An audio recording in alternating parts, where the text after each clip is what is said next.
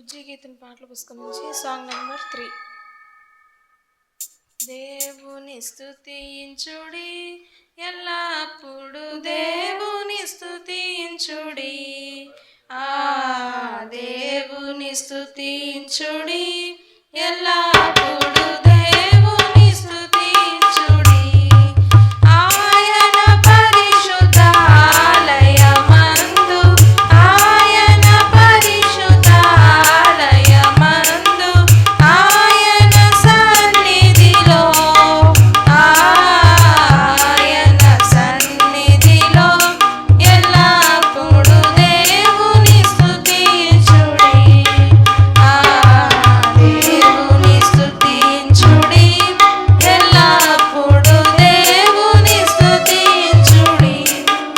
ఆయన బలమును ప్రసిద్ధి చేయు, ఆయన బలమును ప్రసిద్ధి చేయు, ఆకాశ విశాలమందు, ఆకాశ విశాలమందు ఎల్లప్పుడు దేవుని స్తుతించుడి,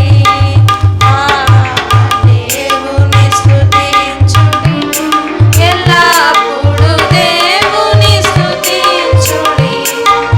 ఆయన పరక్రమ కార్యములు బట్టి, ఆయన పరక్రమ కార్యములు బట్టి, ఆయన ప్రభావమును, ఆయన ప్రభావమును ఎల్లప్పుడు దేవుని స్తుతించుడి,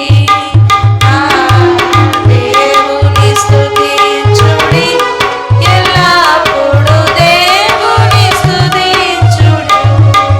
పూరాధ్వనితో ఆయన స్తుతించుడి, పూరాధ్వనితో ఆయన స్తుతించుడి, స్వరమండలములతో, స్వరమండలములతో ఎల్లప్పుడు దేవుని స్తుతించుడి, దేవుని స్తుతించుడి, ఎల్లప్పుడు దేవుని స్తుతించుడి. తంబురతోను నాట్యముతోను, తంబురతోను నాట్యముతోను, తంతి వాద్యములతో, తంతి వాద్యములతో ఎల్లప్పుడు దేవుని స్తుతించుడి, దేవుని స్తుతించుడి, ఎల్లప్పుడు దేవుని స్తుతించుడి. ప్రోగుతలములతో ఆయన స్తుతించుడి, ప్రోగుతలములతో ఆయన స్తుతించుడి, గంభీర తాళముతో, గంభీర తాళముతో ఎల్లప్పుడు దేవుని స్తుతించుడి, దేవుని స్తుతించుడి, ఎల్లప్పుడు దేవుని స్తుతించుడి. సకల ప్రాణులు యెహోవాను స్తుతించుడి, సకల ప్రాణులు యెహోవాను స్తుతించుడి. హల్లెలూయా ఆమేన్, హల్లెలూయా ఆమేన్, ఎల్లప్పుడు దేవుని స్తుతించుడి, దేవుని స్తుతించుడి, ఎల్లప్పుడు దేవుని స్తుతించుడి.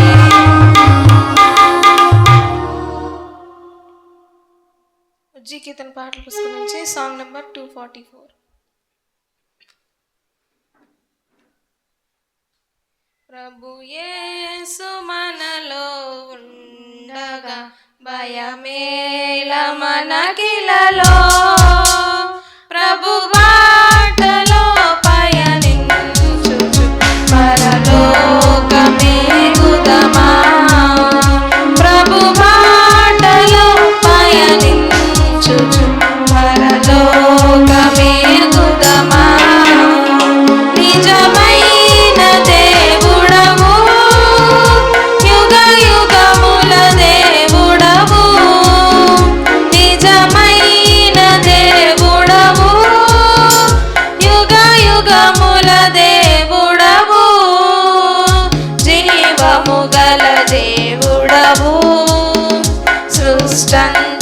నీదే ప్రభు, జీవము గల దేవుడవు.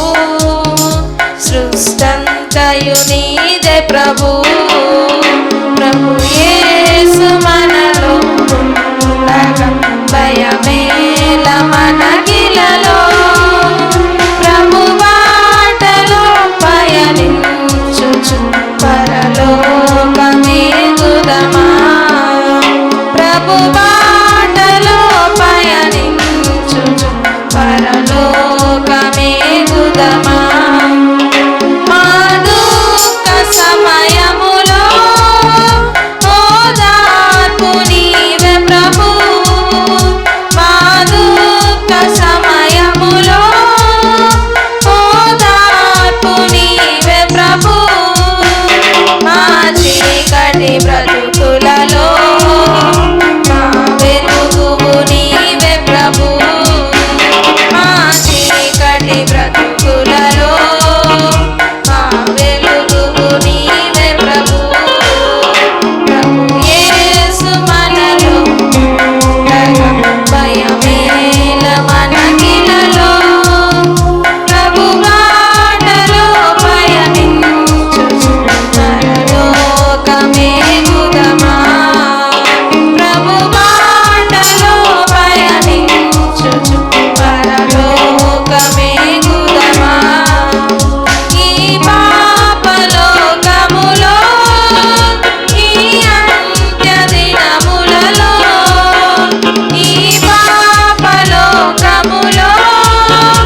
ఈ అంత్య దినములలో నీ కాపుదల లేక జీవించుట కష్టమిలా, నీ కాపుదల లేక జీవించుట కష్టమిలా.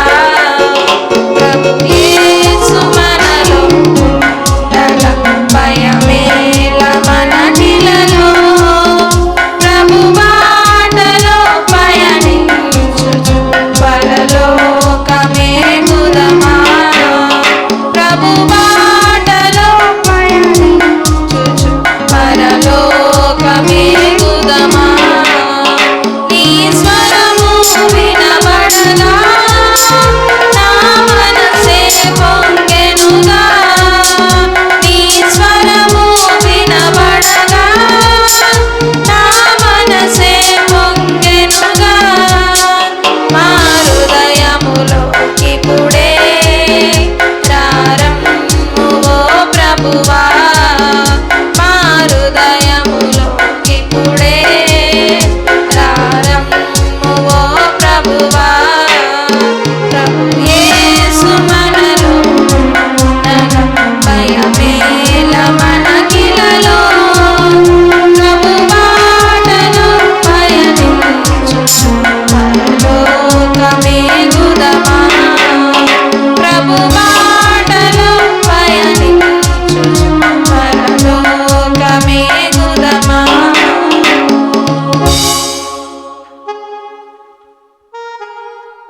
జీ కీర్తన పాటల పుస్తకం నుంచి సాంగ్ నెంబర్ 464.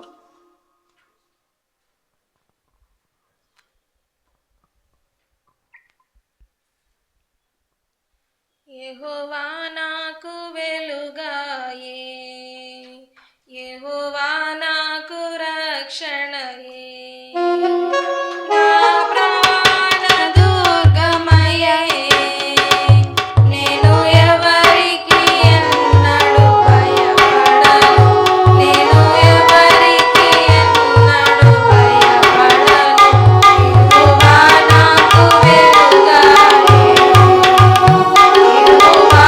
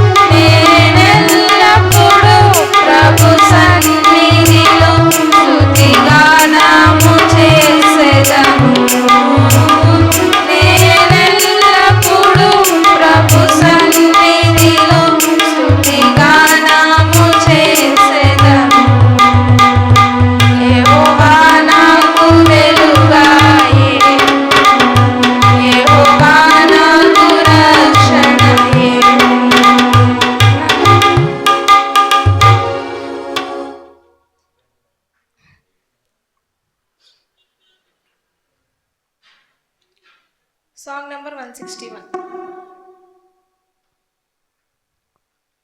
రాజాని సన్నిధి చాలునయ్యా, నిత్యము నాకు చాలునయ్యా. రాజాని సన్నిధి చాలునయ్యా, నిత్యము నాకు చాలునయ్యా. సన్నిధి సన్నిధి దైవ సన్నిధి, సన్నిధి సన్నిధి దైవ సన్నిధి. రాజాని సన్నిధి చాలునయ్యా, నిత్యము నాకు చాలునయ్యా. రాజాని సన్నిధి చాలునయ్యా, నిత్యము నాకు చాలునయ్యా.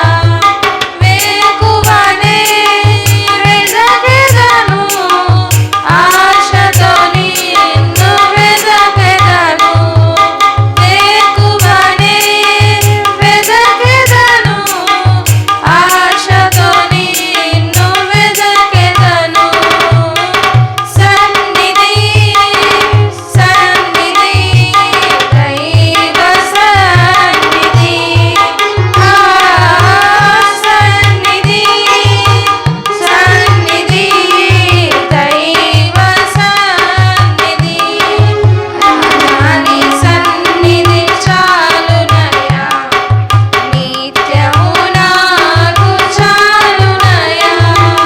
రాజాని సన్నిధి చాలునయ్యా, నిత్యము నాకు చాలునయ్యా. లోకమంతా మాయే కదా, నీ ప్రేమయే చాలునయ్యా. లోకమంతా మాయే కదా, నీ ప్రేమయే చాలునయ్యా. సన్నిధి సన్నిధి దైవ సన్నిధి, సన్నిధి సన్నిధి దైవ సన్నిధి. రాజాని సన్నిధి చాలునయ్యా, నిత్యము నాకు చాలునయ్యా. రాజాని సన్నిధి చాలునయ్యా, నిత్యము నాకు చాలునయ్యా. నీ సన్నిధి నా పెన్నిధి, నిత్యము నాకు చాలునయ్యా. నీ సన్నిధి నా పెన్నిధి, నిత్యము నాకు చాలునయ్యా. సన్నిధి సన్నిధి దైవ సన్నిధి, సన్నిధి సన్నిధి దైవ సన్నిధి. రాజాని సన్నిధి చాలునయ్యా, నిత్యము నాకు చాలునయ్యా. రాజాని సన్నిధి చాలునయ్యా, నిత్యము నాకు చాలునయ్యా.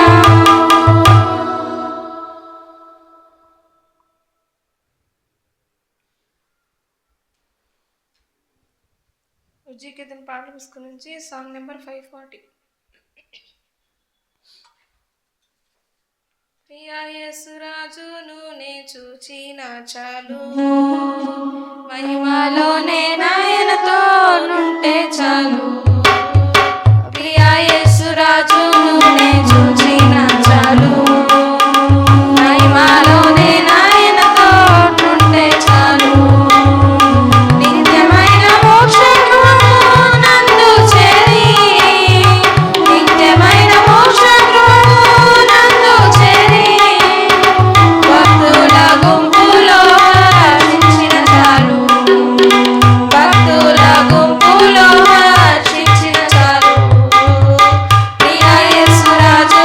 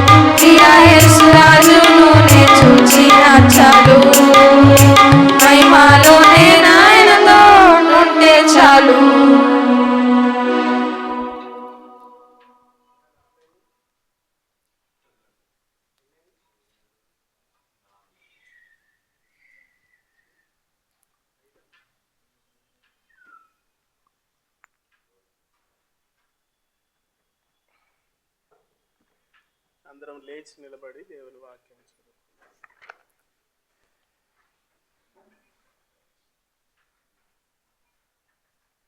122వ కీర్తన ఉత్తర ప్రత్యుత్తరాల భాగం.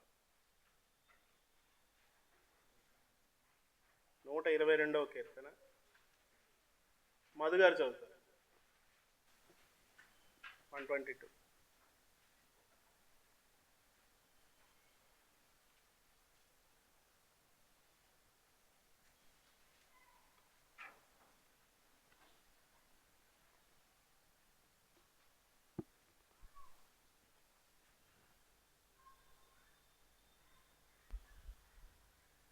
నూట 22వ కీర్తన ఉత్తర ప్రత్యుత్తరాలుగా చదువుకుందాం. యెహోవా మందిరమునకు వెళ్ళుదమని జనులు నాతో అనినప్పుడు నేను సంతోషించి తిని. యెరూషలేమా మా పాదములు నీ గుమ్మములో నిలుచుచున్నవి. యెరూషలేమా బాగుగా కట్టబడిన పట్టణం వలె నీవు కనబడి ఉన్నావు.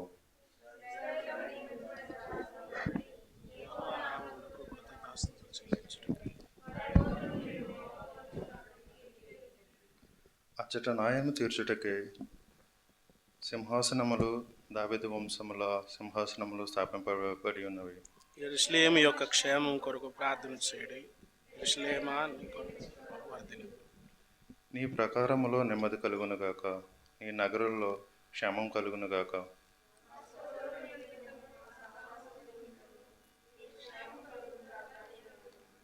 మన దేవుడే యెహోవా మందిరము నిమిత్తము నీకు మేలు చేయు ప్రయత్నించదను. దేవుడు తన పరిశుద్ధ వాక్యం దీవించునుగాక.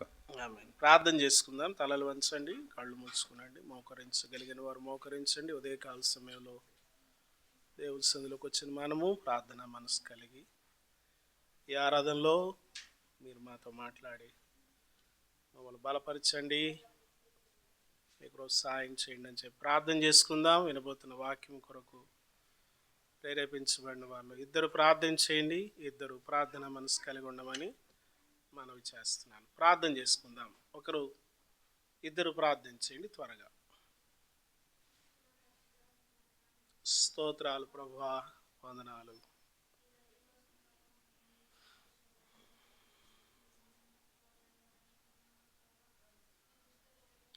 అవును ప్రభు.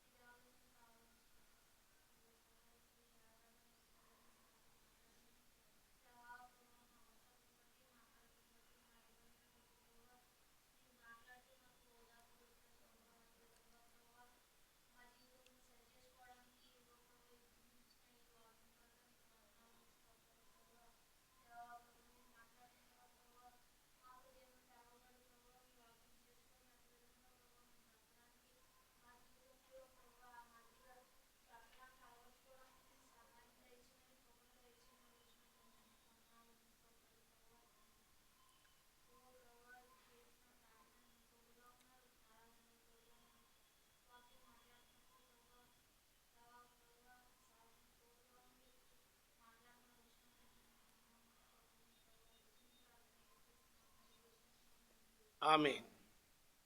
పురుషుల్లో నుంచి చేయండి ఒకరు.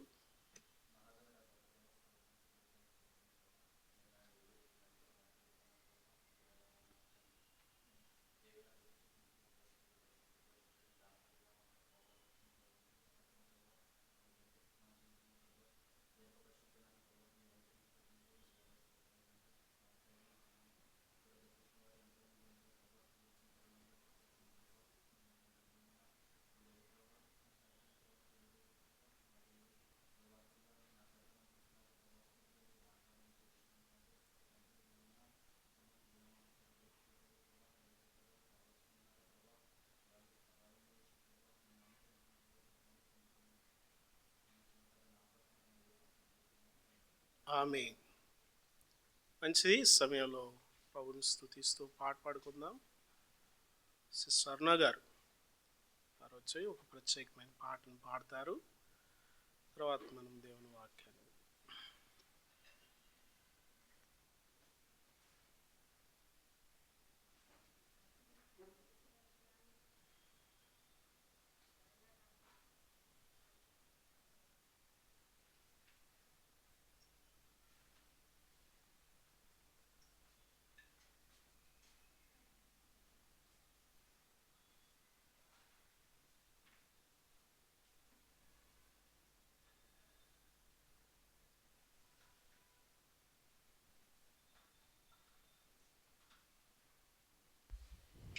ఈ దినం సదా నా యేసుకే సొంతం, నా నాదుని ప్రసన్నత నా తోడై నడచును. ఈ దినం సదా నా యేసుకే సొంతం, నా నాదుని ప్రసన్నత నా తోడై నడచును. రానున్న కాలము కలతనివ్వదు, రానున్న కాలము కలతనివ్వదు.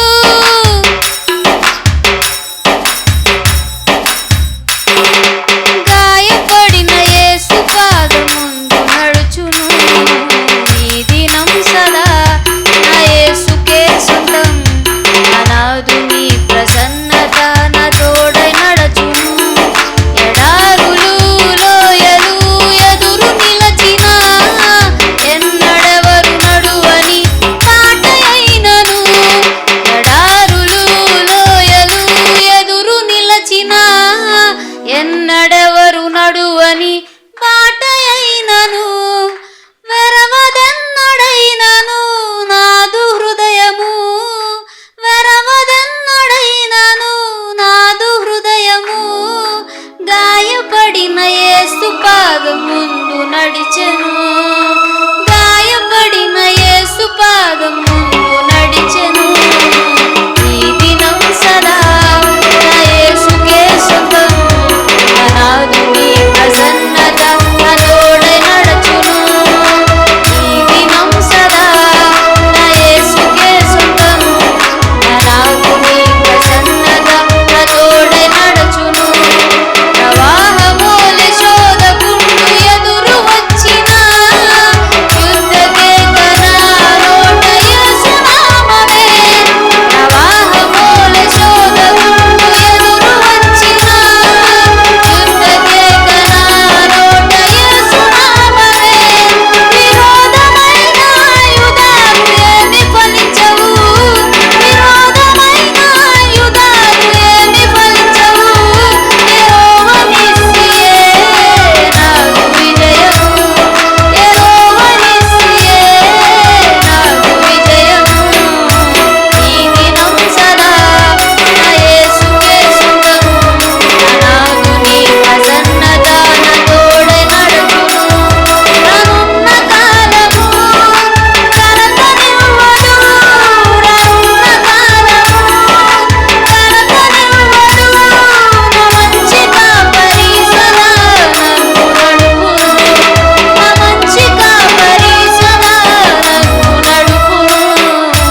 ఈ దినం సదా నా యేసుకే సొంతం, నా నాదుని ప్రసన్నత నా తోడై నడచును.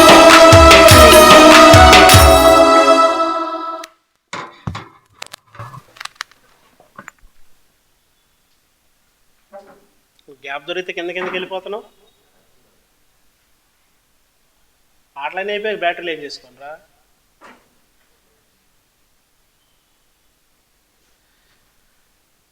వెనక్కి కూర్చో, నిన్నే చెప్పేది, వెనక్కి కూర్చో.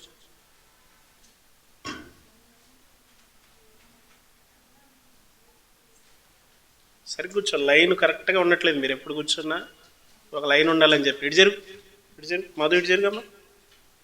నువ్వు కూడా జరుగు కొంచెం, నువ్వు జరుగు కొంచెం. అలా కూర్చో. ఇప్పుడు వాళ్ళని ఫాలో అవ్వండి, వెనకాల ఉన్నవాళ్ళు. ఒక్కళ్ళు కూర్చొని ఒక్కళ్ళు వచ్చినా ఒక లైన్ ప్రకారం కూర్చోవాలి ఎప్పుడైనా కానీ. ఒక్కళ్ళే ఉండనివ్వండి. ఇటు చూసినా కరెక్ట్గా ఉండాలి. మిమ్మల్ని తీసుకెళ్ళి మొత్తాన్ని మిలిటరీలు దోసేయాలి. ఇదేంటి మధు వెళ్ళిపోయాడు? రైట్, మంచిది. దేవుని వాక్యాన్ని మనకి దినం సోదరులు విక్టర్ బాబు మనకి దేవుని వాక్యం అందిస్తారు. జాగ్రత్తగా మనం విందాం ఈ సమయాన్ని.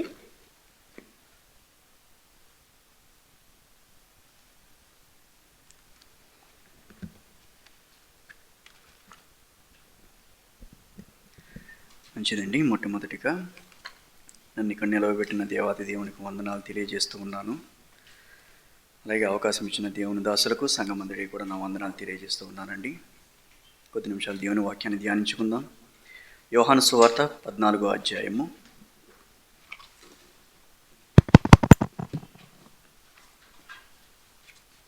యోహాను సువార్త 14వ అధ్యాయము మొదటి నుంచి కొన్ని మాటలు చదువుకుందాం. మీ హృదయమును కలవరపడనీయకుడి, దేవుని యందు విశ్వాసం ఉంచుచున్నారు, నా యందును విశ్వాసం ఉంచుడి. నా తండ్రి ఇంట అనేక నివాసములు కలవు, లేని ఎడల మీతో చెప్పుదును. మీకు స్థలము సిద్ధపరచ వెళ్ళుచున్నాను. నేను వెళ్ళి మీకు స్థలము సిద్ధపరిచిన ఎడల నేనుండు స్థలములో మీరును ఉండులాగున మరలా వచ్చి నా యొద్ద నుండుటకు మిమ్మును తీసుకుని పోవదును. చాలండి, చిన్న ప్రార్థన చేసుకుందాం.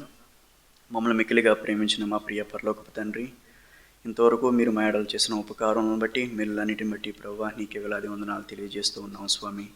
అయ్యా, యొక్క పరిశుద్ధమైన దినాన్ని మందిరంలో చేరి ప్రభువా, అయ్యా నేను స్థుతించే భాగ్యాన్ని మీరు మా అందరికీ అనుగ్రహించిన గొప్ప దేవుడు ప్రభువా. అయా, కొద్ది నిమిషాలు నీ వాక్యమును ధ్యానించుచుండగా ప్రభువా, అయ్యా అల్పుడను అయోగ్యుడును ఎన్నిక లేని వాడను ప్రభువా, అయ్యా మీరే మాతో మాట్లాడండి. అయ్యా మీరు మాట్లాడితేనే మాకు ప్రయోజనం ప్రభువా. అయ్యా నా మాటలు నిష్ప్రయోజనం స్వామి. అయ్యా మీరు సహాయపడండి ప్రభువా. నాయనా అయ్యా ఈ కుడికంతయు కూడా మాకు ఆశీర్వాదకరంగా ఉంచండి. నీ మాటలను ప్రభువా మీరు మాకు బయలుపరిచి అయ్యా ఈ దినాల్లో ఏ విధంగా మేము నడుచుకోవాలో ప్రభువా, అయ్యా తగిన మాటలు మీరు మాకు అనుగ్రహించి అయ్యా నీ మాటల చేత మమ్మల్ని తృప్తిపరచమని, ఈ చిన్న ప్రార్థన ఈ పాసనికి చేర్చుకోమని నజరేయుడైన యేసుక్రీస్తు పుణ్యనామమున ప్రార్థించి బ్రతిమలాడి వేడుకుంటున్నాం తండ్రి, ఆమేన్. యోహాను సువార్త 14వ అధ్యాయంలో ఈ విధంగా రాయబడి ఉంది. మీ హృదయములను కలవరపడనీయకుడి, దేవుని యందు విశ్వాసం ఉంచుచున్నారు, నా యందును విశ్వాసం ఉంచుడి. నా తండ్రి ఇంట అనేక నివాసములు కలవు, లేని ఎడల మీతో చెప్పుదును. మీకు స్థలము సిద్ధపరచ వెళ్ళుచున్నాను. నేను వెళ్ళి మీకు స్థలము సిద్ధపరిచిన ఎడల నేనుండు స్థలములో మీరును ఉండులాగున మరలా వచ్చి నా యొద్ద నుండుటకు మిమ్మును తీసుకుని పోవుదును. ఈ వాక్య భాగమును మనం చదివినప్పుడు ఒక ప్రశ్న మనం వేసుకుందాం. దేవుడు ఎప్పుడు మనల్ని తీసుకెళ్తాడు అనే ప్రశ్న మనకు మనం వేసుకున్నప్పుడు కొంతమంది వారి హృదయాలతో వాళ్ళు చెప్పుకోవచ్చు, దేవుడు త్వరగా రాబోతున్నాడని. ఇంకొంతమంది ఇలా అనొచ్చు, దేవుడు అతి త్వరగా రాబోతున్నాడని. కానీ ఎవరన్నా అనుకున్నారా దేవుడు ఇప్పుడే రాబోతున్నాడని, లేకపోతే దేవుడు ఈరోజే రాబోతున్నాడని? సహజంగా మనం చూసినట్లయితే ఈ లోకంలో ఉండే వాటికి మనం చాలా స్పీడ్గా రియాక్ట్ అవుతూ ఉంటాం. నేను పెన్నాళ్ళలో బీటెక్ చదువుతున్నప్పుడు, ఇంజనీరింగ్ చదువుతున్నప్పుడు నేను అక్కడ స్థానిక సంఘానికి వెళ్ళేవాడిని. ఆదివారం అక్కడ ఉన్నప్పుడల్లా ఆ సంఘానికి వెళ్ళేవాడిని. ఒక ఆదివారం వెళ్ళినప్పుడు ఆ రోజు మబ్బుగా ఉంది. ఆ రోజు పాటలు అయిపోయినాయి, సాక్ష్యాలు అయిపోయినాయి. తర్వాత దేవుని దాసులు వాక్యాన్ని బోధిస్తూ ఉన్నారు. కొంచెం మబ్బుగా ఉంది. వాక్యం బోధిస్తున్నప్పుడు ఒక స్త్రీ ఏం చేసిందంటే సైలెంట్గా వర్షం పడేటట్టుందే అని లేచింది. లేచిన వెంటనే పక్కనున్న స్త్రీ అమ్మో వర్షమా అనగానే సంఘంలో ఉన్న 30-40% స్త్రీలందరూ వెళ్ళిపోయారు. కారణం ఏంటంటే వాళ్ళందరూ కూడా బట్టలు ఆరేసుకుని వచ్చారనమాట ఇంటి దగ్గర. సేవకులు ఆగుతున్నారు, అమ్మ పర్లేదు ఉండండి, బట్టల తర్వాత అయినా ఆరతీలే ఉండండి అని ఎంత చెప్పినా సరే వినలేదు, సగం మంది వెళ్ళిపోయారు. ఇక్కడ చూడండి, వాస్తవానికి దానిలో 90% మంది వర్షాన్ని అసలు చూడలేదు. సహజంగా మబ్బుగా ఉంది, వర్షం పడడానికి ఎక్కువ అవకాశాలు అయితే ఉన్నాయి, ఏమో ఈవిడ చెప్పింది నిజమేమో అని చెప్పి వెళ్ళిపోయారు అందరూ. ఈ లోకంలో జరిగే మార్పులకు మనం ఎలా స్పందిస్తామో చూడండి, వెంటనే రియాక్ట్ అవుతూ ఉంటాం. కరోనా వస్తుందంటే మాస్కులు ఒక బండిల్ తీసుకొచ్చి ఇంట్లో పెట్టుకుంటాం, శానిటైజర్ ఒక బాటిల్ ఆర్డర్ పెట్టుకుంటాం. ఈ బర్డ్ ఫ్లూ వస్తుందంటే చికెన్ తినం, ఆల్టర్నేట్గా ఏం తినాలి, మటన్ బెటరా, ఫిష్ బెటరా, ప్రాన్స్ బెటరా, ఆల్టర్నేటివ్ అన్నీ సెలెక్ట్ చేసుకుంటూ ఉంటాం. ఇలా దీని ధర పెరుగుతుంది అంటే 2-3 కేజీలు ఎక్స్ట్రా ముందే తీసుకొచ్చి పెట్టుకుంటూ ఉంటాం. లోకంలో జరిగే మార్పులకు మనం ఎంత అప్డేటెడ్గా ఉంటామో. కానీ దేవుడు నేను త్వరగా రాబోతున్నాను అని చెప్పినప్పుడు మనం ఏమనుకుంటూ ఉంటాం? ఎప్పటి నుంచో ఈ మాట మనం వింటూ ఉన్నాం కదా, దేవుడు ఇప్పుడు రాళ్లే, ఇప్పుడు కాదులే, వస్తాడు, ఎప్పుడో వస్తాడు. ఈ ప్రశ్న మన ముందు ఉంచబడినప్పుడు ఎవరన్నా అనుకున్నారా దేవుడు ఇప్పుడే రాబోతున్నాడని?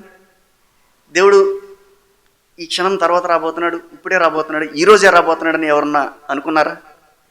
మన హృదయాల్లో ఇటువంటి ఆలోచన ఎందుకు పుట్టట్లేదు? ఎందుకు అంటే ఈ లోక ఆశలతో మనం నిండిపోయి ఉన్నాం కాబట్టి.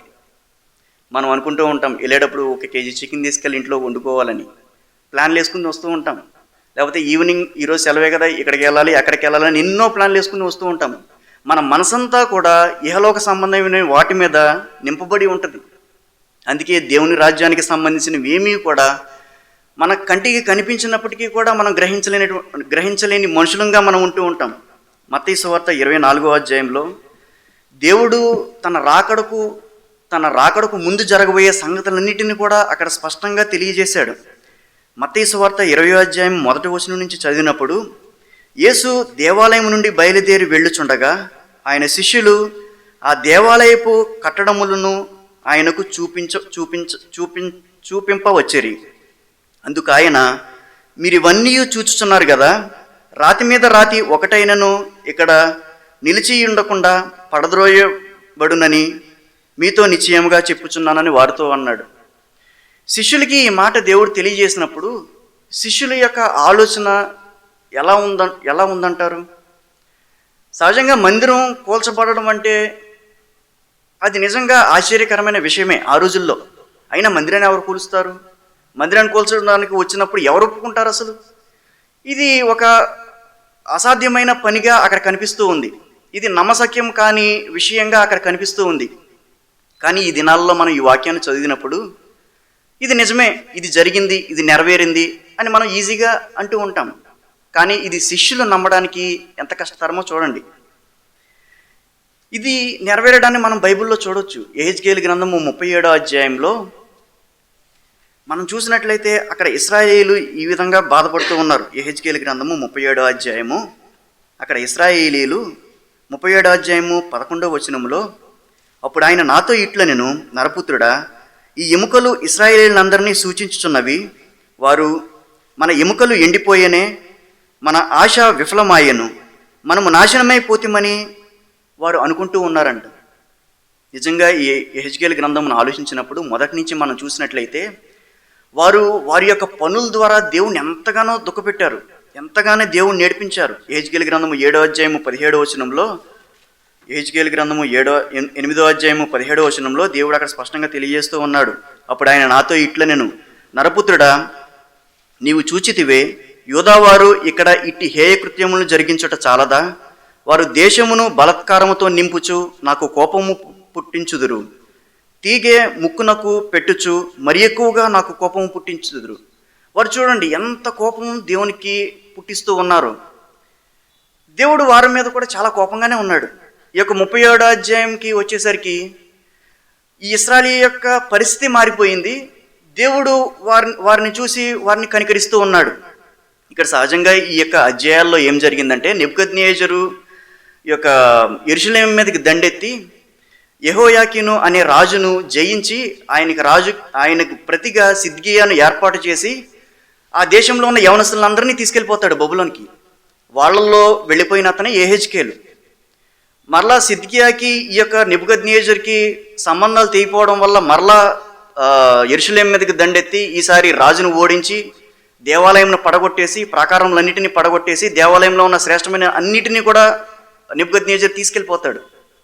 ఈ యొక్క సందర్భంలో ఇశ్రాయేల్ ప్రజల యొక్క ఆశ విఫలమైపోయింది, మా ఎముకలు ఎండిపోయినాయి, ఇంకా మాకు ఆధారమే లేదు అన్నట్టు వాళ్ళు చింతపడుతున్నారు, విచారానికి గురైపోయారు. ఆ సమయంలో వాళ్ళను చూసిన దేవాది దేవుడు వారి పట్ల కనికరించి వారి యొక్క భవిష్యత్తును ఈ యొక్క 37వ అధ్యాయంలో వారికి చూపిస్తూ ఉన్నారు. ఓ ఇశ్రాయేలీయులారా, మీరు ఎంత మాత్రం కూడా భయపడాల్సిన అవసరం లేదు, మీరు ఎంత మాత్రం కూడా చింతించాల్సిన అవసరం లేదు. మీరు మీ ఎముకలు ఎండిపోయినాయి, మీరు నశించిపోతున్నారు అని మీరు అనుకోవడానికి అవకాశమే లేదు. ఎందుకంటే మీ పట్ల నాకున్న ఉద్దేశం ఏంటంటే, మిమ్మల్ని మరలా నేను తీసుకొచ్చి గొప్ప సైన్యంగా నేను చేస్తా. దాని కంటిన్యూషన్ మనం చూసినట్లయితే అక్కడ దేవుడు సెలవిస్తూ ఉన్నాడు కదా, ప్రభువుకు యెహోవా సెలవిచ్చినది ఏమనగా, నా ప్రజలారా, మీరున్న సమాధులను నేను తెరచేదను, సమాధుల్లో నుండి మిమ్మల్ని బయటికి రప్పించి ఇశ్రాయేలు దేశంలోనికి తోడుకొని వచ్చేదను. దేవుని పట్ల ఇశ్రాయేలుకు ఉన్న గొప్ప ప్రణాళిక చూడండి. వారు అనుకుంటూ ఉన్నారు, మా పని అయిపోయిందిలే, మా ఆశ విఫలమైపోయింది, మా ఎముకలు ఎండిపోయినాయి, మేము నాశనం అయిపోతున్నామని వాళ్ళు అనుకున్నారు. కానీ దేవుని ప్రణాళిక ఏంటంటే వారిని మళ్ళీ ఇశ్రాయేల్ దేశానికి తీసుకురావాలి, వారిని మళ్ళా అభివృద్ధి పరచాలి అనేది దేవుడి యొక్క ఆలోచన. ఇది నెరవేరిందా లేదా? 24వ అధ్యాయం, మత్తయి సువార్త 24వ అధ్యాయం 1వ వచనం మనం చూసినట్లయితే ఈ యొక్క మందిరం పడద్రోయబడద్ది, రాతి మీద రాతి ఒకటైనను నిలవకుండా పడద్రోయబడద్ది. ఈ యొక్క వాక్యాన్ని మనం జ్ఞాపకం చేసుకున్నప్పుడు నిజమే ఇది నెరవేరింది అని మనం సులభంగా చెప్పేస్తాం.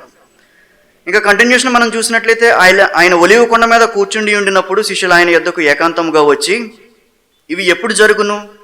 నీ రాకడకు ఈ యొక్క యుగ సమాప్తికి సూచనలేవి మాతో చెప్పమనగా, యేసు వారితో ఇట్లనెను, ఎవడునూ మిమ్మును మోసపరచకుండా చూచుకొనుడి. అనేకులు నా పేరట వచ్చి నేనే క్రీస్తునని చెప్పి పలువురిని మోసపరిచెదరు. ఈ దినాల్లో మనం చూసినట్లయితే మోసం విపరీతంగా పెరిగిపోయింది. ఏదన్నా వస్తువు కొనడానికి మనం వెళ్ళినప్పుడు బహుశా సాధారణంగా మనం క్రిస్టియన్స్ అని వారికి తెలిసిందనుకోండి, వాళ్ళు మొదలు పెడతారు, మేము క్రిస్టియన్స్ అండి, మేము ఈ చర్చికి వెళ్తాం, మేము ఆ చర్చికి వెళ్తాం, మేము ఇది మేము అది అని చెప్పి ప్రోడక్ట్ని మన చేతిలో పెడతారు. కొన్న తర్వాత దాన్ని కొంతకాలం యూజ్ చేసిన తర్వాత మనకు అర్థం అవుద్ది మనం మోసపోయామని. ఎన్ని మోసాలు మనం జరుగుతూ ఉన్నాయి, ఎన్ని మోసాలను మనం చూస్తూ ఉన్నాం. మీరు యుద్ధముల గూర్చి, యుద్ధ సమాచారం గూర్చి వినబోదురు. ఆల్రెడీ వింటూ ఉన్నాం, చాలా సంవత్సరాలుగా యుద్ధాలు జరుగుతూ ఉన్నాయి. ఉక్రెయిన్, రష్యా, అలాగే Israel, Gaza, Israel Hamas, Israel Palestine, ఎన్ని యుద్ధాలు, యుద్ధ సమాచారాలను మనం వింటూ ఉన్నాం. అలాగే జనం మీదకి జనములు లేస్తారు. మణిపూర్లో మనం చూసినట్లయితే ఒక తెగవారు ఇంకొక తెగవారిని అతి కిరాతకంగా చంపినట్లుగా మనం చూడవచ్చు, ఎంతోమందిని. అవన్నీ కూడా న్యూస్లో కవర్ చేయలేదు ఎవరు కూడా. రాజ్యం మీదకి రాజ్యాలు వస్తాయి. ఇప్పుడు పెత్తనం కోసం లేకపోతే అధికారం కోసం అనేక దేశాలు ఇప్పుడు ప్రయత్నం చేస్తూ ఉన్నాయి. అక్కడక్కడ కరువులు, భూకంపాలు, మనం ఎన్నో న్యూస్లు మనం భూకంపాల గురించి, కరువుల గురించి మనం చూస్తూ ఉన్నాం. ఇవన్నీ కూడా వేదనలకు ప్రారంభం. నిజమే, ప్రారంభమే. ఎప్పుడు ప్రారంభమైనవి అంటే ఎప్పుడో ప్రారంభమైనవి. మనం ఎన్నో దినాలుగా మనం వింటూ ఉన్నాం. బహుశా మనం ముగింపులో కూడా ఉండుండొచ్చు. అప్పుడు జనులు మిమ్మును శ్రమలు పాలు చేసి చంపెదరు. మనం ఒక 10 years బ్యాక్, లేకపోతే 5 years బ్యాక్, లేకపోతే 2 years బ్యాక్ ఈ యొక్క వచనాన్ని మనం చదివినప్పుడు మనం నమ్మగలిగే వారమా? ఎవరన్నా చంపుతారా? శ్రమలు పాలు చేసి చంపుతారా? ఒక మనిషిని చంపడం అనేది ఒక క్రిస్టియన్ లేకపోతే ఒక పాస్టర్ని కానీ, దేవుని నమ్ముకున్న వ్యక్తిని కానీ కిరాతకంగా చంపడం అనేది ఒక 2 years బ్యాక్, 3 years బ్యాక్ మనం ఆలోచించినప్పుడు అది ఇంపాసిబుల్గా అనిపించవచ్చు. ఒకవేళ ఏదన్నా కొట్టడం కానీ, తిట్టడం కానీ, చిన్న చిన్న పనులు చేస్తే చేయొచ్చు. కానీ చంపడం అనేది అది మన ఊహకు అందంది.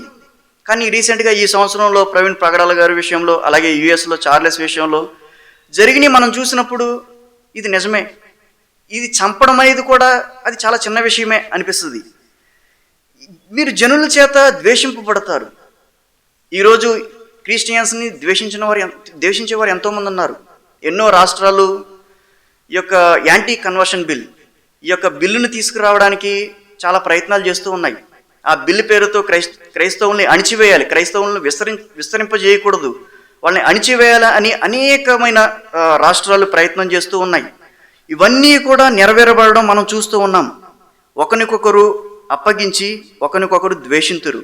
అనేకులు అబద్ధ ప్రవక్తలు వచ్చి పలువురిని మోసపరిచెదరు. ఇప్పుడు మనం యూట్యూబ్ ఓపెన్ చేసినప్పుడు అనేక ఛానల్స్ మనకి కనిపిస్తూ ఉంటాయి. నాకు నేమ్స్ తెలియదు కానీ వారి యొక్క ఛానల్ ఉద్దేశం ఏంటంటే ఎవరైతే అబద్ధపు బోధ చేస్తున్నారో, ఎవరికి దేవునికి విరోధమైన బోధ చేస్తున్నారో వారందరిని తీసుకొచ్చి చూపిస్తూ ఉంటారు, వారందరిని హెచ్చరిస్తూ ఉంటారు, ఇది తప్పు, ఇది వాక్యానికి విరోధం.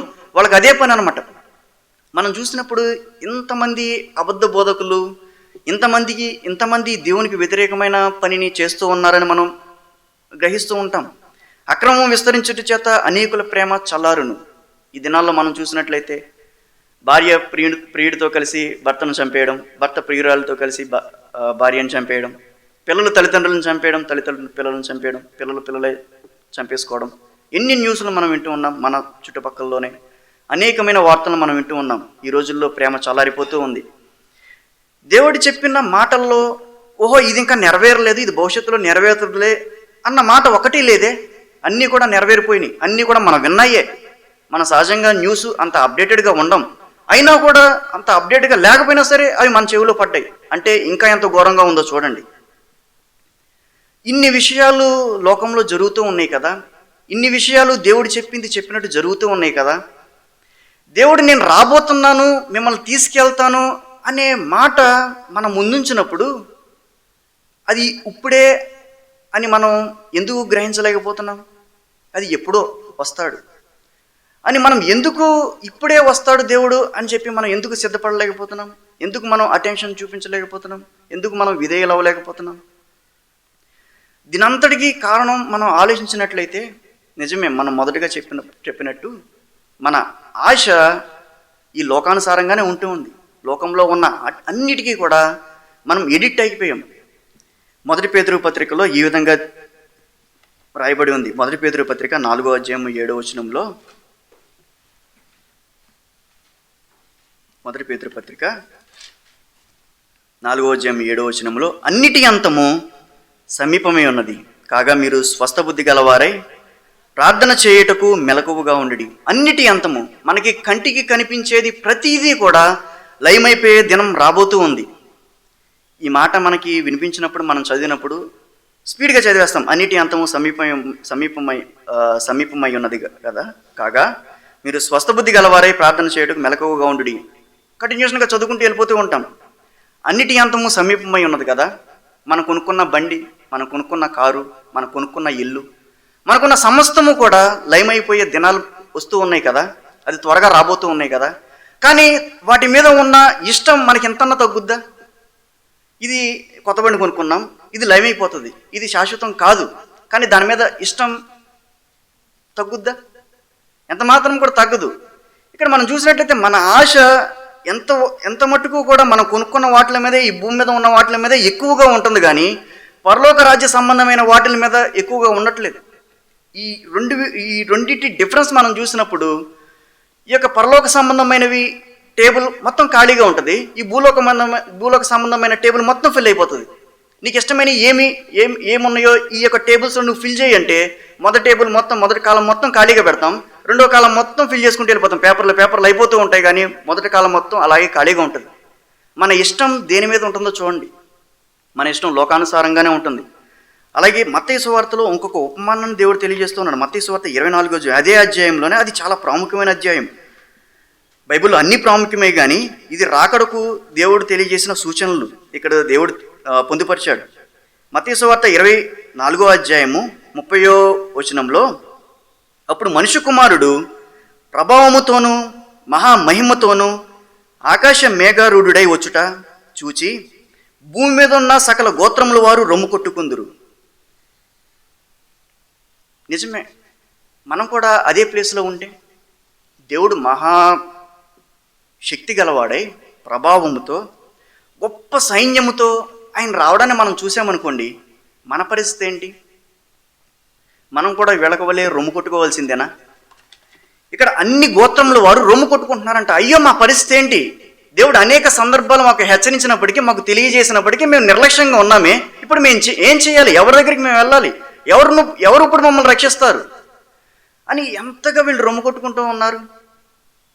నిజానికి దేవుడు ముందు చెప్పలేదా నేను రాబోతున్నాను అని? దేవుడు ముందు చెప్పలేదా? దేవుడు చెప్పాడు కదా. ఇక్కడ ఆయన గొప్ప బోరతో తన దూతలను పంపును, వారు ఆకాశం యొక్క ఈ చివరి నుండి ఆ చివరి వరకు నలుదిక్కుల నుండి ఆయన ఏర్పరచుకుని వారిని పోగు చేయను. 32వ వచనం చూడండి. అంజూరపు చెట్టును చూచి ఒక ఉపమానం నేర్చుకునడి. అంజూరపు కొమ్మ లేతదై చిగురించినప్పుడు వసంతకాలము ఇంకా సమీపముగా ఉన్నదని మీరు తెలుసుకునడి. అంజూరపు కొమ్మను గురించి మనం ఆలోచించినట్లయితే, అది ఇశ్రాయేల్ ఉద్దేశించి చెప్పబడుతుంది. అంజూరపు కొమ్మ వాళ్ళకి సాదృశ్యంగా ఉంటుంది. అంజూరపు కొమ్మ లేతదై చిగురించినప్పుడు, యెహెజ్కేలు గ్రంథంలో మనం చూసాం ఇశ్రాయేల్ యొక్క పరిస్థితి ఏంటంటే, అయ్యో మా ఎముకలు ఎండిపోయినాయి, మా ఆశ భంగమైపోయింది, మేము నశించిపోతూ ఉన్నాం. వారి యొక్క స్థితి అది. కానీ దేవుడు ఏం చెప్తూ ఉన్నాడు? అంజూరపు కొమ్మ లేతదై చిగురిస్తుంది. ఈ మాట ఇశ్రాయేలుకి చెప్పినప్పుడు ఆ సందర్భంలో ఇశ్రాయేలు నమ్మగలరా? ఇంకెక్కడ చిగురండి, మేము బానిసలుగానే ఉంటూ ఉన్నాం, మాకు మందిరం లేదు, మాకు ఒక నివాస స్థలములు లేవు, అన్నీ పాడైపోయినాయి, అన్నీ ఒక ఎడారిగా చేయబడ్డాయి, ఇంకెక్కడ మాకు చిగురు, ఇంకెక్కడ మేము చిగురించగలుగుతాం? కానీ ఈ దినాన్న ఇజ్రాయిల్ని మనం చూసినప్పుడు అది దేవుని చేత ఎంతగా ఆశీర్వదింపబడిందో, అది దేవుని చేత ఎంతగా దీవింపబడిందో మనం ఒకసారి ఆలోచించినప్పుడు దేవుని మాట ఇంత సత్యమైనదా, దేవుని మాట ఇంత నిజమైనదా, ఇంత బలమైనదా అని మనం గుర్తించగలుగుతూ ఉంటాం. 1948 మే 14న వాళ్ళకి స్వాతంత్రం వచ్చింది, వాళ్ళకి ఇండిపెండెన్స్ వచ్చింది. ఇండిపెండెన్స్ వచ్చిన 24 గంటల్లోనే వాళ్ళకి యుద్ధం స్టార్ట్ అయ్యింది.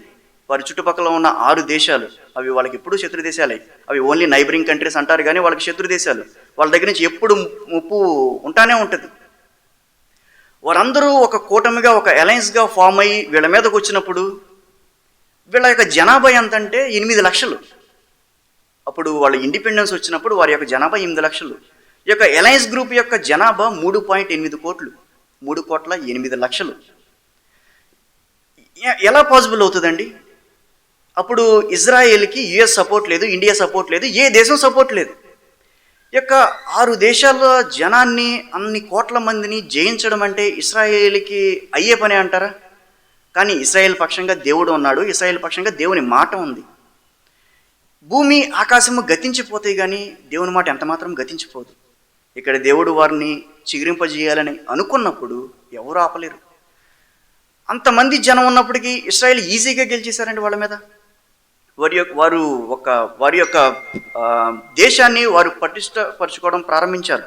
ఆ ఒక్క యుద్ధమే కాదు, అప్పటి నుంచి మనం చూసినట్లయితే 1956లో వాళ్ళకు సీనాయి వార్ జరిగింది, 1967లో 6 days war, 1967 to 1970 war of attrition, 1973లో యామ్ కపూర్ వార్, 1982-85లో first Lebanon war, 2006 second Lebanon war, 2014 Gaza war, 2018 to 2019 Gaza మిలిటెంట్స్తో యుద్ధం, 2021లో హమాస్ పాలస్తీనా ఇస్లామిక్ జిహాద్ వాళ్ళతో యుద్ధం, 2023లో హమాస్తో యుద్ధం, 2024-2025లో ఇరాన్ లింక్డ్ అసెట్స్తో యుద్ధం. అలాగే ఇప్పుడు ప్రెజెంట్ స్టేటస్, ఈ సెప్టెంబర్లో వాళ్ళ స్టేటస్ ఏంటంటే గాజా సిటీ పైన ఎనాక్యుయేషన్ ఆర్డర్ను వాళ్ళు ప్రకటించారు. గాజాలో 40% వాళ్ళు స్వాధీనపరుచుకున్నారు. గాజా సిటీలో ఉన్న హమాస్ యొక్క ఉగ్రవాదుల్ని చంపేయాలి, ఉగ్రవాదులు లేకుండా చేయాలనే లక్ష్యంతో వాళ్ళు ఒక ఆర్డర్ను పాస్ చేశారు. ఇప్పటికీ కూడా వాళ్ళు ఖాళీగా లేరు, ఇప్పటికీ కూడా వాళ్ళు యుద్ధం చేస్తూ ఉన్నారు. ఇది వాళ్ళ యొక్క ప్రెజెంట్ స్టేటస్, ఇప్పుడు ఉన్న పరిస్థితి వాళ్ళ దేశంలో. ఇంతగా ఒక దేశం యుద్ధాలు చేస్తూ ఉన్నప్పుడు ఆ దేశం ఎంతగా నాశనం అయిపోవాలండి? ఒక యుద్ధం జరిగినప్పుడు ఎన్ని కోట్ల బిలియన్ డాలర్ల నష్టం ఆ దేశం మీదకి జరుగుద్ది. ఎన్నో బాంబులు పడుతూ ఉంటాయి, ఎంతో ఆస్తి నష్టం జరుగుతూ ఉంటుంది. అదంతా మళ్ళీ రికవరీ చేసుకోవడానికి కొన్ని సంవత్సరాలు పడుతుంది. ఇన్ని యుద్ధాల్లో వాళ్ళు మునిగిపోతూ ఉన్నారు కదా, వాళ్ళ దేశ డెవలప్మెంట్ పరిస్థితి ఏంటి? ఒకసారి వాళ్ళ దేశ డెవలప్మెంట్ని మనం ఆలోచించినట్లయితే వాళ్ళ దేశం డెవలప్మెంట్ అయినంతగా ఏ దేశం డెవలప్మెంట్ అవ్వలేదండి. అది ఎలా సాధ్యపడుతుంది? ఇంతగా యుద్ధాలు చేస్తూ, ఇంతగా వాళ్ళు నష్టపోతున్నప్పటికీ కూడా, ఆస్తి నష్టం జరుగుతున్నప్పటికీ, వాళ్ళకి ఇన్ని నష్టాలు జరుగుతున్నప్పటికీ కూడా వారు ఆశీర్వదింపబడడం చూడండి. ఇశ్రాయేల్ని ఈ దినాన్ని మనం చూసినప్పుడు దేవుడు తోడుగా ఉంటే ఒక దేశం, ఒక కుటుంబం, ఒక వ్యక్తి ఎంతగా ఆశీర్వదింపబడతాడో ఇశ్రాయేల్ని చూసి మనం నేర్చుకోవచ్చు. వారి యొక్క టెక్నాలజీ మనం చూసినట్లయితే ఈ దినాన్న ఆ దేశంలో ఉన్న టెక్నాలజీ ఇంకా ఏ దేశంలోనూ లేదు.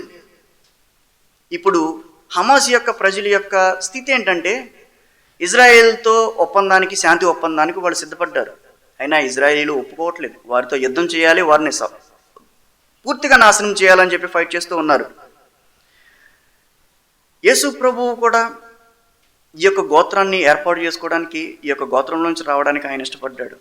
అనేక మంది యూదులు మనం చూసినట్లయితే ఆల్బర్ట్ ఐన్స్టీన్ కానీ, కార్ల్ మార్క్ కానీ, యాటమ్ బాంబ్ను కనిపెట్టిన వ్యక్తి కానీ, వ్యాక్సిన్ కనిపెట్టిన వ్యక్తి కానీ, పోలియోని కనిపెట్టిన వ్యక్తి కానీ, మైక్రో ప్రాసెసర్ చిప్ని కనిపెట్టిన వ్యక్తి కానీ, ట్రాఫిక్ లైట్స్ కానీ, ఆప్టికల్ ఫేబుల్స్ కానీ, స్టెయిన్లెస్ స్టీల్ కానీ, టెలిఫోన్ కానీ, మైక్రోఫోన్ కానీ, గూగుల్ కానీ, డెల్టా కానీ, ఆర్కిల్ కానీ, డెల్ ల్యాప్టాప్స్ కానీ, ప్రతిదీ కూడా ఆ దేశం నుంచి వచ్చేవే.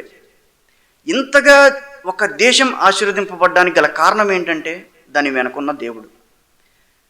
ఇదంతా ఇంపాసిబుల్ కదా. ఒకవేళ యెహెజ్కేలు గ్రంథం 37వ అధ్యాయంలో ఉన్న ఇశ్రాయేలుకి ఈ మాట చెప్పామనుకోండి, ఒకానొక రోజు మీ యొక్క పరిస్థితి, ఒకానొక ఫ్యూచర్లో మీ యొక్క పరిస్థితి ఈ విధంగా ఉంటుంది అని చెప్పామనుకోండి, ఎక్కడన్నా ఎంతన్నా నమ్మశక్యంగా ఉందా? ఈరోజు ఇవన్నీ జరిగినాయి కాబట్టి, మనం ఇవన్నీ చూస్తున్నాం కాబట్టి, మనం ఇవన్నీ వింటున్నాం కాబట్టి మనం అనుకోవచ్చు నిజంగా దేవుని మాట వీళ్ళ విషయంలో నెరవేరింది అని. మనం నెరవేరిన మాట మనం చదివి మన హృదయాన్ని మనం దృఢపరుచుకుంటున్నాం కదా, దేవుని మాట ఇక్కడ నెరవేరింది, అక్కడ నెరవేరింది, అక్కడ నెరవేరింది అని. కానీ దేవుని రాకడ విషయంలో దేవుని మాటలు నెరవేరవా? ఖచ్చితంగా దేవుడు రాకడ విషయంలో దేవుని మాటలు నెరవేరుతాయి కదా. కానీ ఒక ప్రశ్న మనం ముందుంచబడినప్పుడు, దేవుడు ఎప్పుడు మనల్ని తీసుకెళ్తాడు అని ప్రశ్న మనం ముందుంచబడినప్పుడు ఏ ఒక్కరైనా ఇప్పుడే అని అనుకోగలిగామా? మనం అనుకోలేకపోతున్నామే.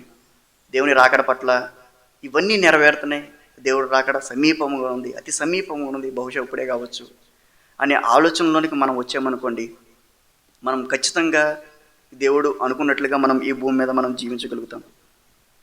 ఖచ్చితంగా ఆ విధంగా మనం ఉండగలుగుతాం. ఒకప్పుడు అనుకున్నారు మా పని అయిపోయిందిలే, ఒకప్పుడు అనుకున్నారు మా ఎముకలు ఎండిపోయినాయిలే, మేము యూజ్లెస్, ఇంకా మా వల్ల ఉపయోగం ఏం లేదు, మేము బానిసలుగానే ఇక్కడ ఉండిపోవాలి, బానిసలుగానే చచ్చిపోవాలి, మా వల్ల ఇంకా ఉపయోగం ఏం లేదు వాళ్ళు అనుకోవచ్చు బహుశా వాళ్ళ స్థితిని బట్టి. కానీ దేవుడు వారి పట్ల చేసిన వాగ్దానాల విషయంలో, దేవుడు అబ్రహాముకు, ఇస్సాకు, యాకోబుకి ఇచ్చిన వాగ్దానాలను ఆయన ఎంతమాత్రం మర్చిపోయే దేవుడు కాదండి. దేవుడు బైబిల్లో పొందుపరిచిన ప్రతి ఒక్క వాగ్దానం విషయంలో ఆయన ఎంతమాత్రం కూడా నిర్లక్ష్యం చూపించడు.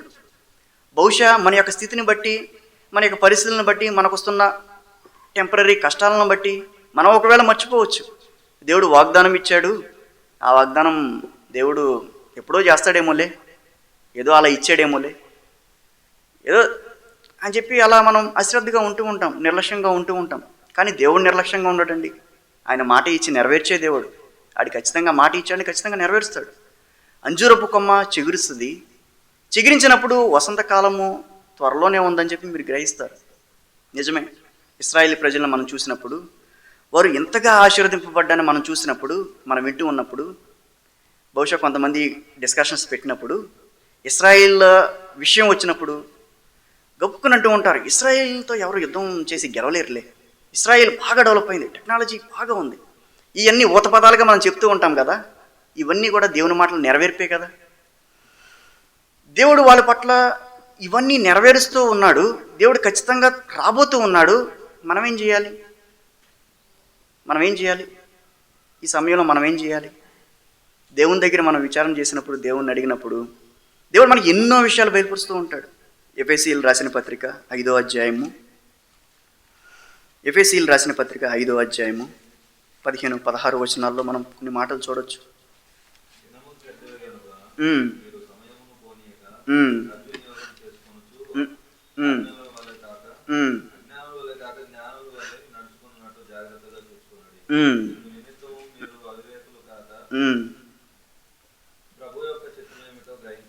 చాలండి. దినములు చెడ్డవి గనక మీరు సమయమును పోనీయక సద్వినియోగం చేసుకోవాలి.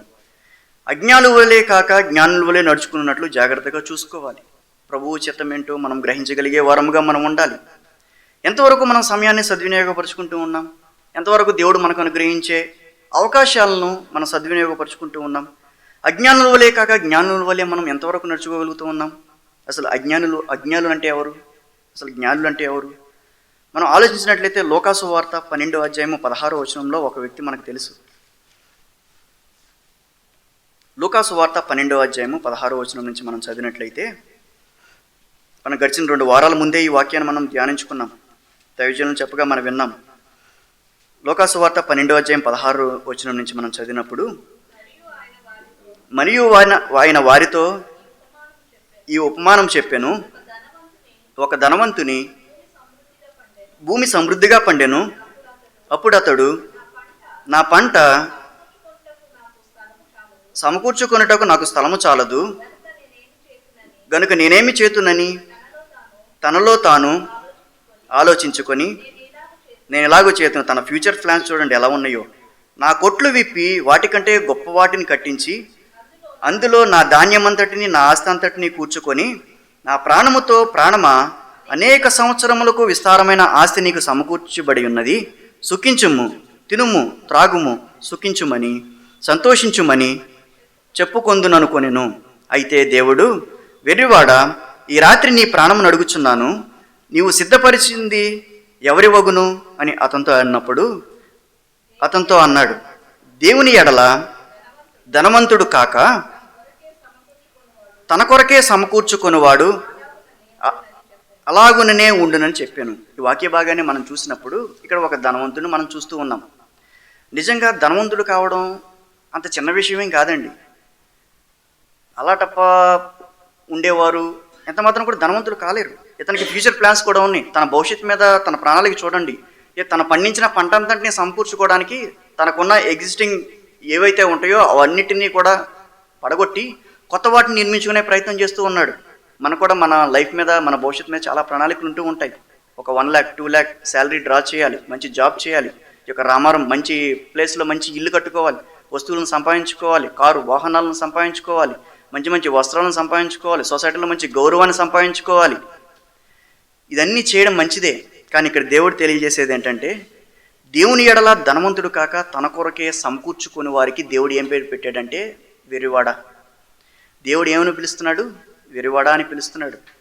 నిజమే, దేవుని మనం దృష్టిలో పెట్టుకోకుండా, దేవుని గురించి మనం ఆలోచించుకోకుండా, ఎంత మటుకు కూడా మనం బాగుండాలి, మన కుటుంబం బాగుండాలి, మన ఫ్యామిలీ బాగుండాలి, మన పరిస్థితులన్నీ బాగుండాలి, భవిష్యత్తులో ఏ లోటు రాకూడదు అని మనం ప్రయాసపడడం మంచిదే. కానీ ఎంత మాత్రము దేవుని ఎడల మనం ధనవంతులు కాకుండా దేవుని ప్రేమయాన్ని మన జీవితంలోనికి ఆహ్వానించకుండా మనం చేసినట్లయితే అది ఎంత మాత్రం కూడా అది మనకు మంచిది కాదు. దేవుడు మనల్ని ఏమని పిలుస్తాడంటే వెర్రివాడ అని పిలుస్తాడు. ఈ రాత్రి నువ్వు చనిపోతే నువ్వు సంపాదించిందంతా ఏమవుతుంది? దేవుడు ఈ ప్రశ్న ధనవంతుడిని అడిగినప్పుడు ధనవంతుని యొక్క ఆన్సర్ ఏంటి? ఏం లేదు. అది నిజమే, వాస్తవమే. ఎందుకంటే తన శరీరం మీద తనకు హక్కు లేదు, తన ప్రాణం మీద తనకు హక్కు లేదు. తను ఉన్నంతకాలం తను సంపాదించింది తింటాడు, తను చనిపోయిన తర్వాత వదిలిపెట్టి వెళ్ళిపోవాల్సిందే. మనం వట్టివారిగా ఈ భూమి మీదకి వచ్చాం, వట్టివారిగానే వెళ్ళిపోతాం. మనం దేనిని కూడా తీసుకెళ్ళాం. ఎన్ని విషయాలు మనం చెప్పమంటే మనం చాలా చక్కగా చెప్తాం కదా. ఎందుకంటే ఇవన్నీ మనం విన్నాం కాబట్టి వట్టి చేతులతో వచ్చాం, వట్టి చేతులతోనే వెళ్తాం. చెప్పినంత సులువుగా మనం ఉండగలమా? ఏదన్నా జేబులో 10 రూపాయలు పోయిందనుకోండి, మనకి ఎంత టెన్షన్ వస్తుంది. ఆ రోజంతా కూడా ఆ 10 రూపాయల గురించి ఆలోచిస్తూ ఉంటాం. అరే ఎక్కడ పడింది. బహుశా ఒక 500 నోటు పోయిందనుకోండి, మనకు అసలు నిద్రే పట్టదు. ఏదన్నా గోల్డ్ సిల్వర్ ఏదైనా పోయిందనుకోండి, అయ్యి బాబాయ్ ఎంతల్లా మనం వేదన పడిపోతూ ఉంటాం. అవసరమైతే మనం ప్రార్థనలు చేస్తూ ఉంటాం, నాకు చూపించయ్యా ఎక్కడ పడేసుకున్నాను. ఈ లోక సంబంధమైన వాటి పట్ల ఎంత మన ఆశ ఎలా ఉంటుందో చూడండి. అదే మనం ఒక పాపం చేసి ఏదన్నా చేయరాని తప్పు చేసి దేవుని మార్గం నుంచి తొలగిపోయామనుకోండి, మనం వెతుకుతామా? నేను ఎక్కడ పడ్డాను, ఎక్కడ జారిపోయాను, ఎక్కడ తప్పిపోయాను అనే ఆశ మనలో కలుగుద్దా? ఎంత మాత్రం కూడా కలగట్లేదే. ఈ దినాన్న ప్రభువు చెప్పే మాటలన్నీ కూడా స్పష్టంగా నెరవేరడం మనం చూస్తూ ఉన్నాం. మనం ఎంతో పెద్ద జ్ఞానులమేం కాదు. 24 hours మనం ఇంటర్నెట్లో ఏం జరుగుతుందో సెర్చ్ చేసేవాళ్ళం కూడా కాదు. పదే న్యూస్ ఛానల్స్లో ఏం చెప్తున్నారా అని వినేవాళ్ళం కూడా కాదు. అయినా కూడా మన చెవిని పడుతున్నాయి కదా. ఇంకా ఎంత ఘోరంగా ఉందో బయట పరిస్థితులు మనం చూసినప్పుడు, యూట్యూబ్ ఓపెన్ చేసినప్పుడు, లేకపోతే న్యూస్ని మనం చూసినప్పుడు బయట ఎంత ఘోరంగా ఉందో. దేవుడు చెప్తూ ఉన్నాడు, అవన్నీ శ్రమలకు ఆరంభం. కానీ అవన్నీ ఎప్పుడో జరిగిపోయినాయి, ఎప్పుడో ఆరంభించబడింది. మనం ముగింపులోనే ఉంటూ ఉన్నాం. ఈరోజు కష్టపడడం మంచిదే, సంపాదించుకోవడం మంచిదే, కుటుంబం కోసం కానీ లేకపోతే పిల్లల భవిష్యత్తు కోసం కానీ కష్టపడడం మంచిదే. కానీ నిత్య జీవం కొరకు మనం ఎటువంటి ఆశను కలిగి ఉన్నాం? జ్ఞానవంతులు ఏం చేస్తారంటే నిత్య జీవాన్ని వాళ్ళు వెతుకుతారు, ఉత్తమమైన దాన్ని వాళ్ళు వెతుకుతారు. యెహోవా ఉత్తముడని మీరు రుచి చూచి తెలుసుకున్నట్టు దేవుని వాక్యం సెలవిస్తూ ఉంది. నికోదేము ధర్మశాస్త్రోపదేశకుడు దేవుని దగ్గరికి వచ్చి అడుగుతున్నాడు. యేసు ప్రభు దగ్గరికి వచ్చి, నిత్య జీవం సంపాదించాలంటే నేనేం చేయాలి? ఆయనకు బైబిల్ తెలుసు, ధర్మశాస్త్రోపదేశకుడని ఆయనకి పేరు. ఆయనకి ధర్మశాస్త్ర గ్రంథం తెలుసు, కానీ కొత్తగా జన్మించడం అనేది అతనికి తెలియదు. దేవుడు చెప్తూ ఉన్నాడు, నువ్వు కొత్తగా జన్మించాలి. మనం శరీరానుసారంగా జన్మించాం, అందువల్ల మాత్రమే మనం ఇక్కడ కూర్చోగలిగాం. ఎవరైతే ఆత్మానుసారంగా ఆత్మలో జన్మిస్తారో వారు మాత్రమే దేవుని రాజ్యంలో దేవుని దగ్గర కూర్చోగలుగుతారు. అటువంటి అవకాశాన్ని, అటువంటి ధన్యతను మనం ఎంతవరకు మనం పొందుకోగలిగామా? అటువంటి అనుభవాన్ని మనం పొందుకోగలిగామా? ఎంతవరకు ఈ లోకంలో ఉన్న వాటి కొరకే మనం ఆలోచించినట్లయితే అటువంటి గొప్ప భాగ్యాన్ని మనం పోగొట్టుకునేవారుగా మనం ఉంటూ ఉంటాం.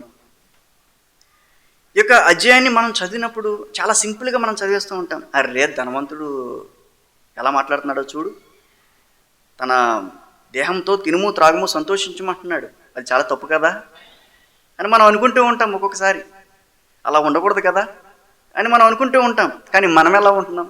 మన గురించి మనం ఎంత మాత్రం కూడా స్వపరీక్ష చేసుకోం. మన గురించి మనం ఎంత మాత్రం కూడా ఆలోచించాం.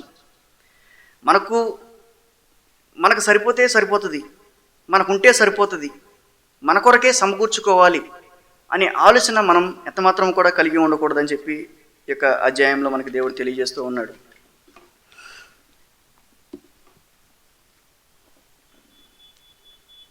అలాగే ఇంకొక విషయం ఏంటంటే, ఈ యొక్క దినాల్లో మనం చూసినప్పుడు దేవుని బిడ్డలు కూడా సోమరులుగా, లేకపోతే దేవుని బిడ్డలు కూడా దేవుని మాటలు వినకుండా తన యొక్క శరీరాన్ని సుఖపెట్టుకునే ప్రయత్నం చేస్తున్నారు అనే విషయంలో అని చెప్పడంలో ఎంత మాత్రం కూడా మనం ఆలోచించాల్సిన అవసరం లేదు. ఈ దినాన్ని మనం చూసినట్లయితే ఆదివారం ఇంతమందిగా మనం కూడుకున్నాం కదా, ఇంతమంది కనిపిస్తున్నాం కదా, కానీ మిగతా కూటాల్లో మనం చూసినట్లయితే ఎంతమంది ఉండరు. బహుశా కొద్దిమంది మాత్రమే కూడుకొని దేవుణ్ణి ఆరాధన చేస్తూ ఉంటారు, దేవునికి ప్రార్థన చేస్తూ ఉంటారు. అదే ఒకవేళ సండే మనం చూసినట్లయితే చాలామంది బైబిల్ పట్టుకుని చర్చిలకు వెళ్తూ ఉంటారు. ఒకవేళ సండే పగలు కాకుండా నైట్ పెట్టారనుకోండి ప్రేయర్, పరిస్థితి ఏంటి? వస్తారంటారా? సండే కదా వెళ్ళాలి చర్చికి, వస్తారు. కానీ సాటర్డే నైట్ పరిస్థితి ఏంటి? ఇంకా మిగతా వార కార్యక్రమాల పరిస్థితి ఏంటి? క్రిస్మస్లు వస్తూ ఉంటాయి, యూత్ క్రిస్మస్లు వస్తూ ఉంటాయి, ఉమెన్స్ క్రిస్మస్లు వస్తూ ఉంటాయి, సెమీ క్రిస్మస్లు వస్తూ ఉంటాయి. అన్నీ నైటేగా జరిగేది, నైట్ అందరూ అటెండ్ అవుతారు కదా. కానీ వార కార్యక్రమాల పరిస్థితి ఏంటి? విలాప వాక్యములో ఒక మాట రాయబడి ఉంది. విలాప వాక్యములు 1వ అధ్యాయము 4వ వచనంలో,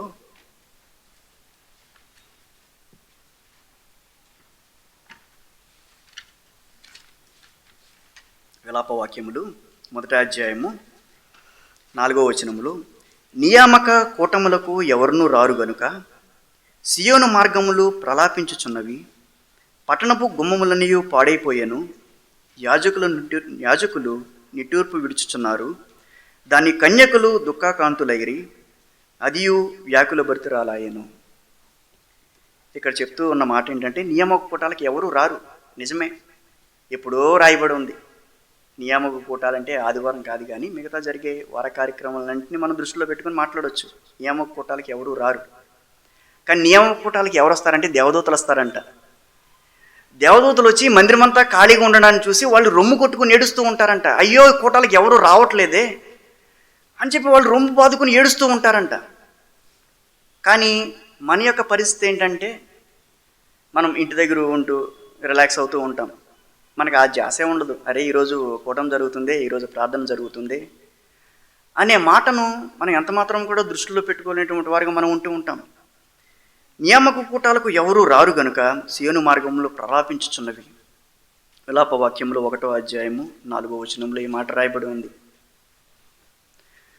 ఈరోజు మనం ఈ యొక్క దేవుని దూతలు ప్రలాపించే ప్రలాపము మనం చూడగలిగామంటే, మన మనసుతో మనం గ్రహించగలిగామంటే, దేవుని సన్నిధి యొక్క ప్రాముఖ్యతను, నియామక కూటముల యొక్క ప్రాముఖ్యతను మనం గుర్తించగలిగే వారంగా మనం ఉంటూ ఉంటాం. దేవుడు సంఘము అనే గొప్ప బంధమును ఈ యొక్క భూమి మీద ఏర్పాటు చేశాడు. సంఘము ద్వారా ఉన్నదాన్ని లేనట్టుగాను, లేనిదాన్ని ఉన్నట్టుగాను దేవుడు చేయగలడు. ఈ యొక్క సంఘంలో అనేకమైన అవసరతల నిమిత్తం ప్రార్థనలు జరుగుతూ ఉంటాయి. అనేక మంది రక్షణ నిమిత్తం ప్రార్థనలు జరుగుతూ ఉంటాయి. ప్రతి ఒక్క కుటుంబ క్షేమం కొరకు ప్రార్థనలు జరుగుతూ ఉంటాయి. దేవుడు చెప్తూ ఉన్నాడు కదా, సమయమును పోనీయక మీరు సద్వినియోగపరుచుకోవాలి, అజ్ఞానుల వలె కాక జ్ఞానుల వలె నడుచుకోవాలి. ఎంత సింపుల్గా చదివేసామండి మనం. సమయం పోనీయక సద్వినియోగపరుచుకోవాలి, దేవుడిచ్చే ప్రతి అవకాశాన్ని సద్వినియోగపరుచుకోవాలి. భలే చెప్పుకుంటూ ఉంటాం, భలే వింటూ ఉంటాం, ఇవన్నీ వినడానికి చెప్పుకోవడానికి చాలా బాగుంటాయి. కానీ ఎప్పుడన్నా ఆచరణలో పెట్టే ప్రయత్నం మనం చేస్తూ ఉంటామా?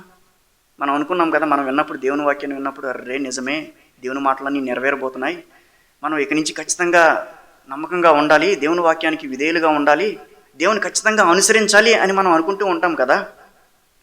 ఎంతవరకు మనం సమయాన్ని సద్వినియోగపరచుకోగలుగుతాం?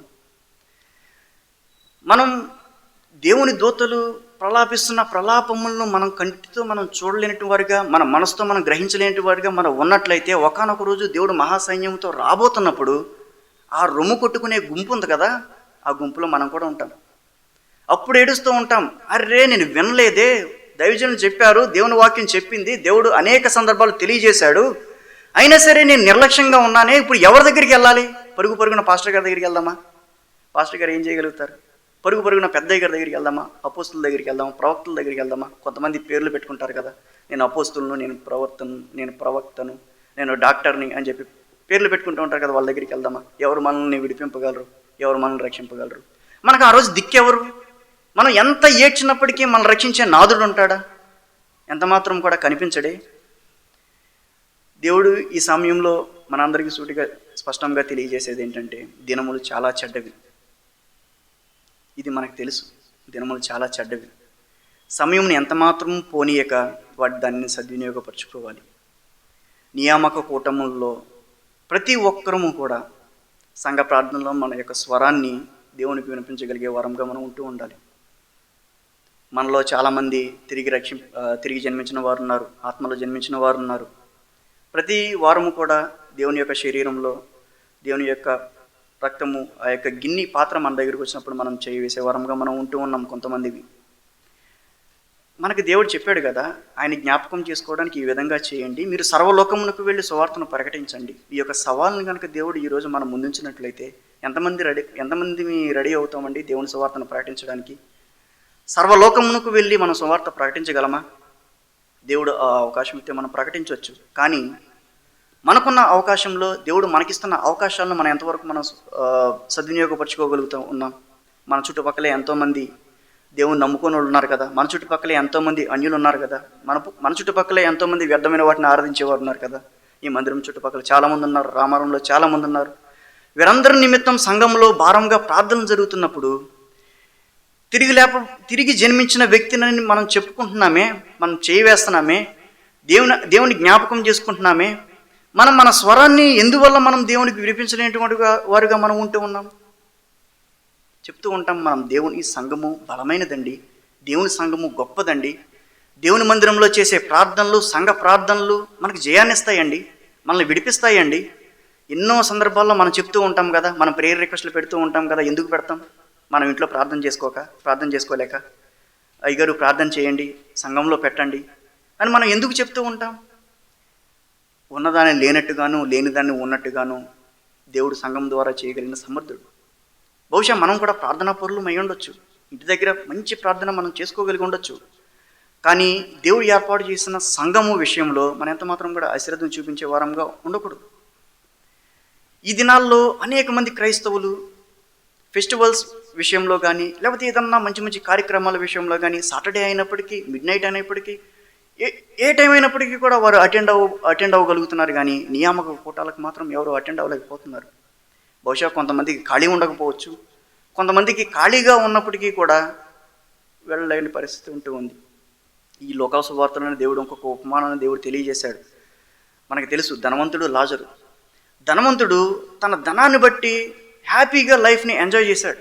అయితే లాజర్ అయితే తనకి లేనప్పటికీ కూడా దేవుని విషయంలో నమ్మకంగా జీవించాడు. ఇద్దరు ఒకరోజు చనిపోయారు, ఇద్దరు పైకి వెళ్ళారు. ఒకరేమో లాజరేమో దేవుని దగ్గర ఉన్నాడు, అబ్రహాము రొమ్మును ఆనుకుని ఉన్నాడు, ధనవంతుడేమో నరకంలో కాలుతూ ఉన్నాడు. ఈ ధనవంతుడు లాజరును చూసినప్పుడు, అబ్రహామా, ఆ లాజర్ను పంపించవచ్చుగా, కొంచెం నీళ్లు నాకు వేయొచ్చు కదా. కొంచెం కాదు, తన వేలి చివర ఎంత ఉంటుందండి, చాలా చిన్నది, కొంచెం గుప్పు నీళ్ళు కూడా అడగలేదండి. తను వేలి చివర ముంచి వేయొచ్చుగా. అబ్రహాం అంటాడు, నీవు భూమి మీద ఉన్నప్పుడు సుఖంగా బ్రతికావు, లాజర్ అయితే భూమి మీద ఉన్నప్పుడు కష్టాలు పడ్డాడు. ఇప్పుడు లాజరు నెమ్మది పొందుతున్నాడు, ఇక్కడ నువ్వైతే నరకంలో యాతన పడుతున్నావు. ఈ భూమి మీద మన పరిస్థితి ఏంటి?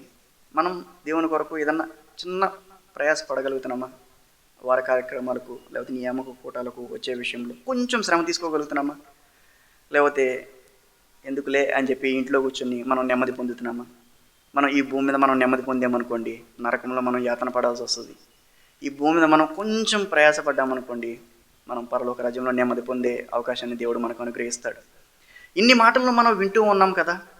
దేవదూతలు ప్రలాపించుట, సీయోను మార్గంలో ప్రలాపించుట, వార కార్యక్రమంలో ఎవ్వరూ రావట్లేదే అని ఇంతలా ప్రలాపిస్తున్నప్పుడు, ఇంతలా మన గురించి దుఃఖపడుతున్నప్పుడు మనం ఎంతమాత్రం గ్రహించలేనటువంటి వారు మనం ఉండకూడదండి.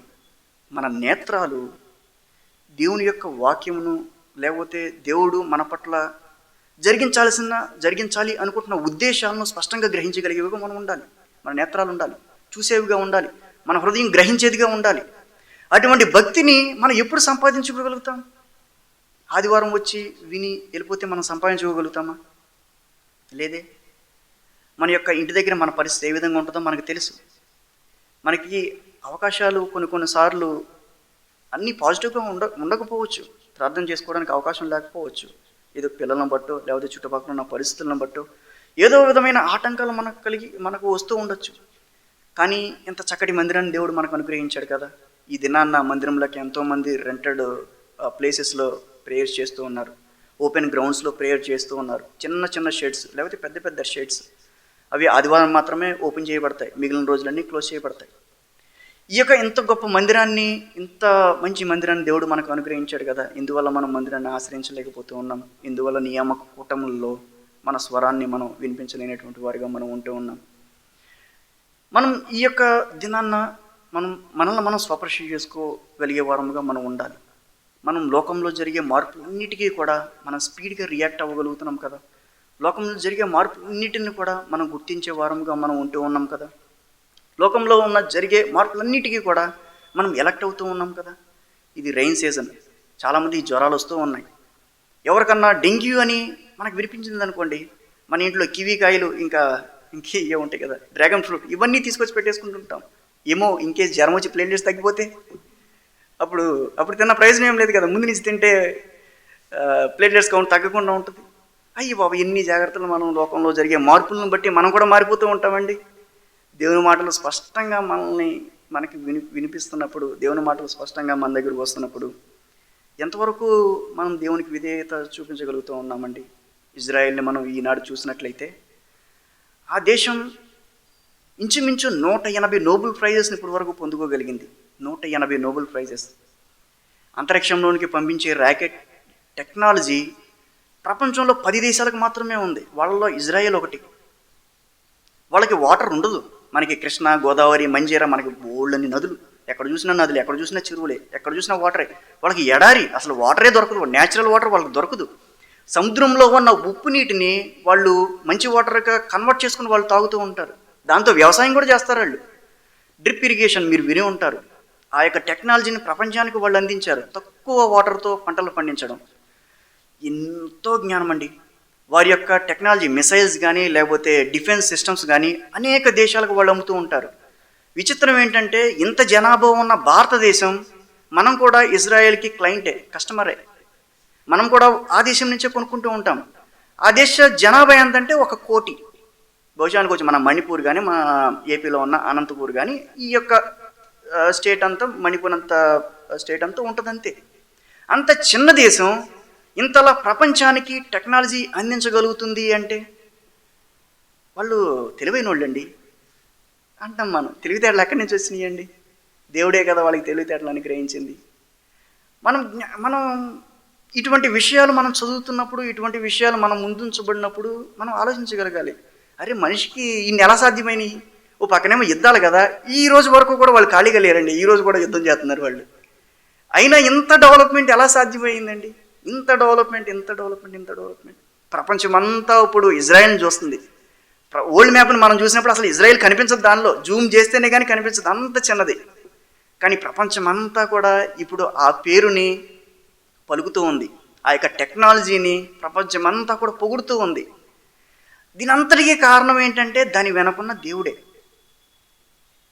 ఒక క్వశ్చన్ అడిగాను అనుకోండి, దీనంతటికీ కారణం ఎవరు అంటే మీరేం చెప్తారు? దేవుడే. ఆబ్వియస్లీ దేవుని మాట వారి జీవితాల్లో స్పష్టంగా నెరవేరడం మనం చూస్తూ ఉన్నాం. ఇటువంటి ఇంత గొప్ప దేవుడు మన జీవితాల్లో కూడా చేస్తాడా? ఇంత గొప్ప కార్యాలు మన జీవితాల్లో కూడా చేస్తాడా అనే ప్రశ్న మన దగ్గరికి వచ్చినప్పుడు చేస్తాడు. భలే చెప్పారు. మన జీవితాల్లో కూడా చేస్తాడు. ఎప్పుడు చేస్తాడు మన జీవితాల్లో? మనం నియమ కూటాలు అటెండ్ అవ్వకుండా మనం ఇంటి దగ్గరే ఉండి ఇంటి దగ్గరే నెమ్మది పొందుతూ ఉన్నామనుకోండి, మనం అనగలుగుతామా? చేస్తాడు. మన జీవితంలో కూడా చేస్తాడు అని అనగలుగుతాం. కొంచెం అన్న కామన్ సెన్స్, జస్ట్ మీరేమనుకోవద్దు, కొంచెం అన్న జ్ఞానంతో మనం ఆలోచించినట్లయితే అది ఎలా సాధ్యపడుతుందండి? దేవుని మనం ప్రేమించినప్పుడు, దేవుని మందిరమును మనం ప్రేమించినప్పుడు, దేవుడు ఏర్పాటు చేసిన సంఘముని గొప్ప బంధమును మనం ప్రేమించలేనప్పుడు, మన యొక్క స్వరమును వారితో ఏకీభవించి మనం దేవునికి వినిపించలేనప్పుడు, దేవుడు తన యొక్క భూమి మీద తన జరిగించాల్సిన చిత్తాన్ని సంఘం మీద పెట్టినప్పుడు, సంఘం దాన్ని మోస్తున్నప్పుడు, మన యొక్క భుజాన్ని సంఘము యొక్క బాధ్యతకి మన భుజం కాయినప్పుడు మనం ఎలా చెప్పగలుగుతామండి? అది మన ఊతపదం కదా. చేస్తాడు, మన విషయంలో కూడా చేస్తాడు. చాలా ఊతపదాలు మనకుంటూ ఉంటాయి, మనకు తెలియకుండానే వాటిని వాడేస్తూ ఉంటాం. కానీ రియాలిటీ అది డిఫరెంట్ అండి. ఇజ్రాయెల్ ప్రజలు ఒకప్పుడు నిజమే, వారి స్థితి ఎంత మాత్రం కూడా బాగలేదు. కానీ దేవుడు అబ్రహాముకు, ఇస్సాకుకు, యాకోబుకి ఇచ్చిన వాగ్దానాన్ని ఎంత మాత్రం మర్చిపోవట్లేదు. ఎందుకు మర్చిపోవట్లేదు? అబ్రహాము యొక్క జీవితం కానీ, ఇస్సాకు యొక్క జీవితం కానీ, యాకోబు యొక్క జీవితం కానీ మనం చూసినట్లయితే, అబ్రహాము ఎంత విశ్వాసం ఉంచాడో అంతకంటే ఎక్కువ విశ్వాసం ఇస్సాకు ఉంచాడు. ఇస్సాకు ఎంత విశ్వాసం ఉంచాడో అంతకంటే ఎక్కువ విశ్వాసం యాకోబు ఉంచాడు. వారు ఒకరు మించిన వాళ్ళు ఒకరుగా వాళ్ళు ఉంటూ ఉన్నారు. అందుకే మోషేతో చెప్తూ ఉంటాడు కదా దేవుడు. మోషే ఐగుప్తు వెళ్ళేటప్పుడు, అయ్యా నేను ఏమని చెప్పాలి అక్కడ అంటే, మోషే ఇశ్రాయేల్ ప్రజల దగ్గరికి వెళ్ళేటప్పుడు, ఒకవేళ ఇశ్రాయేల్ ప్రజలు అడిగితే నేనేం చెప్పాలి? నేను అబ్రహాము, ఇస్సాకు, యాకోబు దేవుడిని అని చెప్పి. అప్పటికి ఎన్నో సంవత్సరాలు గడిచిపోయినాయి అండి. కానీ మోషేకి దేవుడు జ్ఞాపకం చేస్తున్నాడు, నేను అబ్రహాము, ఇస్సాకు, యాకోబు దేవుడును. అనేక సందర్భాల్లో ఎన్ని సంవత్సరాలు గడిచిపోయినప్పటికీ కూడా దేవుడు చెప్తున్న మాట అబ్రహాము, ఇస్సాకు, యాకోబు దేవుడును. ఒక వ్యక్తి దేవునికి విధేయత చూపించినప్పుడు, దేవునికి నమ్మకస్తుడిగా ఉన్నప్పుడు దేవుడు ఎంత మాత్రం ఆ వ్యక్తిని మర్చిపోడండి. తరతరాలు దేవుడు జ్ఞాపకం చేసుకుంటూ ఉంటాడు. ఈ యొక్క యెహెజ్కేలు గ్రంథంలో ఇంకొక మాటను మనం చూడొచ్చు. యెహెజ్కేలు గ్రంథము, మనం దేవుని వాక్యం పట్ల చాలా జాగ్రత్తగా మనం ఉండాలి. యెహెజ్కేలు గ్రంథము 33వ అధ్యాయంలో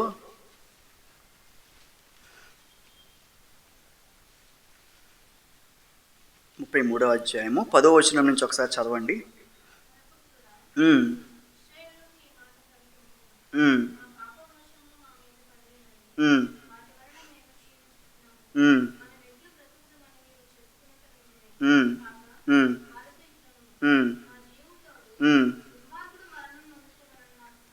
నాకు సంతోషం లేదు, దుర్మార్గుడు తన దుర్మార్గత నుండి మరలి బ్రతుకుట వలన నాకు సంతోషము కలుగును. కాబట్టి ఇశ్రాయేలు వారులారా,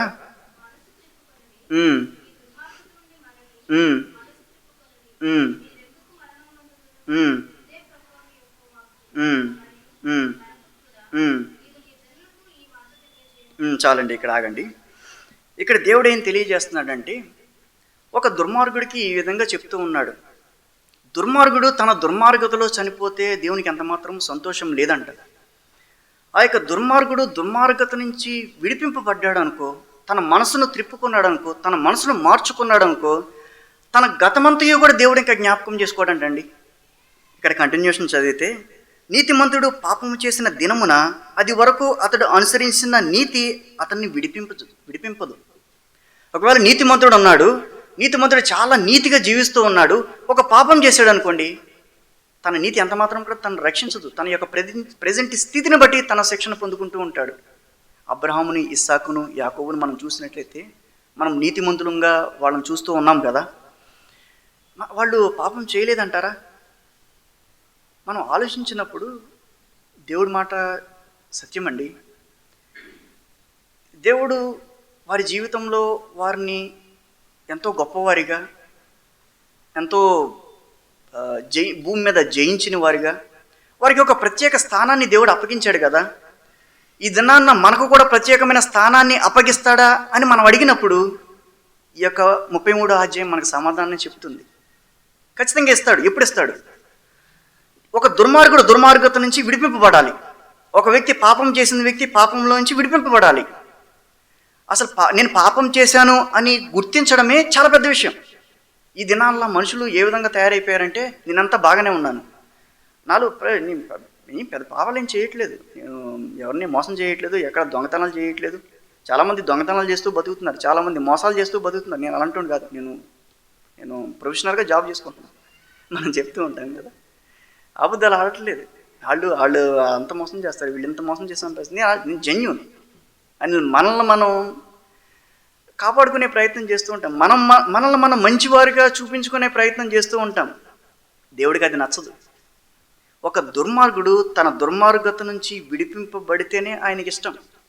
ఒక నీతిమంతుడు తన నీతిని కొనసాగించాలి. తన పాపము చేసి నేను బాగానే ఉన్నాలే అనుకోవడానికి లేదు. ఇక్కడ మనం కంటిన్యూషన్ చూసినట్లయితే, తాను చేసిన చెడుతనమును బట్టి నీతిమంతుడు పాపము చేసిన దినమున అది వరకు అతడు అనుసరించిన నీతి అతన్ని విడిపింపదు. దుష్టుడు చెడుతనము విడిచి మనసు త్రిప్పుకొనిన దినమున తాను చేసి ఉన్న చెడుతనమును బట్టి వాడు పడిపోడు. అలాగుననే నీతిమంతుడు పాపము చేసిన దినమున తన నీతిని బట్టి అతడు బ్రతుకుజాలడు. నీతిమంతుడు నిజముగా బ్రతునని నేను చెప్పినందున అతడు తన నీతిని ఆధారము చేసుకుని పాపము చేసిన ఎడల అతని నీతి క్రియల్లో ఏదియూ జ్ఞాపకముకు తేబడదు. తాను చేసిన పాపమును బట్టి అతడు మరణము నందును. నువ్వు ఈ భూమి మీద జీవించినంతకాలం ఎన్నో నీతి క్రియలు చేసి, ఒక పాపము చేసి ఆ పాపము విషయంలో నువ్వు తిరగకుండా ఉన్నావనుకో, నీ నీతి అంతా కూడా వ్యర్థమే. మన నీతి అంతా కూడా వ్యర్థమే. దేవుని వాక్యం బయలుపరచబడుతున్నప్పుడు, దేవుని వాక్యం మనకి వినిపింపబడుతున్నప్పుడు మనం ఎంతగా దానికి విధేయులు అవ్వాలా అని మనం ఆలోచించినప్పుడు ఈ యొక్క 33వ అధ్యాయం అనేకమైన ప్రశ్నలకు మనకు సమాధానం చెప్తుంది. ఇప్పుడు దేవుని వాక్యం మనం వింటూ ఉన్నాం, అనేకమైన మాటలు దేవుడు మనకు తెలియజేస్తూ ఉన్నాడు. దానిలో మనం సరి చేసుకోవలసిన మాట దేవుడు మనకు బయలుపరిచినప్పుడు ఆ సమయంలోనే మనం సరి చేసుకోగలగాలి. ఆ సమయంలోనే మనం నీతిమంతులుగా తీర్చిపడగలుగుతాం. మన దుర్మార్గతను దేవుడు మనకి ఎత్తి చూపించినప్పుడు ఆ సమయంలోనే మనం సరి చేసుకోబడ్డానికి ఇష్టపడాలి. దావీదుని మనం చూడొచ్చు. నాతాను ప్రవక్త దావీదు దగ్గరకు వచ్చి, నువ్వు తప్పు చేసావు, నువ్వు పాపం చేసావు అని దావీదుని హెచ్చరించినప్పుడు దావీదు ఏమైనా టైం తీసుకున్నాడా? నాతాను ప్రవక్త, ఇతని ముందు నేను వంగడం ఏంటి, నేను రాజుని కదా, ఇతని ముందు నేను ప్రవక్త గారు మీరు వెళ్ళిపోండి, మీరు వెళ్ళిపోయిన తర్వాత నేను పశ్చాత్తాపడతాను, ఎవరు లేని సమయంలో ఒంటరిగా వెళ్ళి పశ్చాత్తాపడతాను, ఎవరికి తెలియకుండా ఈ యొక్క కార్యం చేస్తాను. ఎక్కడన్నా దావీదు ఆలోచించాడా? ఒక సెకండ్ అన్న ఆలోచించాడా? నాతాను ప్రవక్త తనని హెచ్చరించినప్పుడు వెంటనే లోపడ్డాడండి. ఈ దినాన్న దేవుని మాటలు మనకు వినిపింపబడుతున్నప్పుడు అటువంటి లోబడే తత్వం మనలో ఎంతవరకు మనం అటువంటి లోబడే తత్వం మనం కలిగి ఉన్నాం? మనం నమ్ముతాం, నిజమే దేవుడు నాతో ఈరోజు చక్కగా మాట్లాడాడు, దేవుని వాక్యాన్ని నాకు స్పష్టంగా తెలియజేశాడు, మనం చెప్తూ ఉంటాం. అనేక సందర్భాల్లో మనం చెప్పే ఉన్నాం, ఫ్యూచర్లో కూడా చెప్తూ ఉంటాం. కానీ ఆచరణ సంగతి ఏంటి? ఈరోజు విన్న వాక్యం నా కొరకే దేవుడు మాట్లాడాడనే తృప్తిగా మనం వెళ్తూ ఉంటాం కదా. ఎందుకంటే చాలామంది ప్రార్థనాపూర్వకంగా సిద్ధపడుస్తూ ఉంటారు. ఈరోజు పరిశుద్ధ దినం, దేవుని మందిరంలో ఒక దినము 1000 దినముల కంటే శ్రేష్టం కదా. నాకు అంత ఆశీర్వాదాన్ని నేను పొందుకోవాలంటే నేను ప్రార్థనాపూర్వకంగా సిద్ధపడి వెళ్తేనే దేవుడు నన్ను తన యొక్క వాక్యంతో నింపుతాడు అనే గ్రహింపు కొంతమందికి ఉండుండొచ్చు. ప్రార్థనాపూర్వకంగా సిద్ధపడి ఉంటారు, ఎన్నో మాటల వారు హృదయంలో మోసుకుని వెళ్తూ ఉంటారు. కానీ ఆచరణ విషయంలో ఒక ప్రశ్న వేసినప్పుడు ఎంతవరకు దానికి సమాధానాన్ని చెప్పగలిగే వారిగా మనం ఉంటూ ఉంటాం? కూటములకు మనం హాజరు అయ్యే వారంగా మనం ఉంటూ ఉండాలి.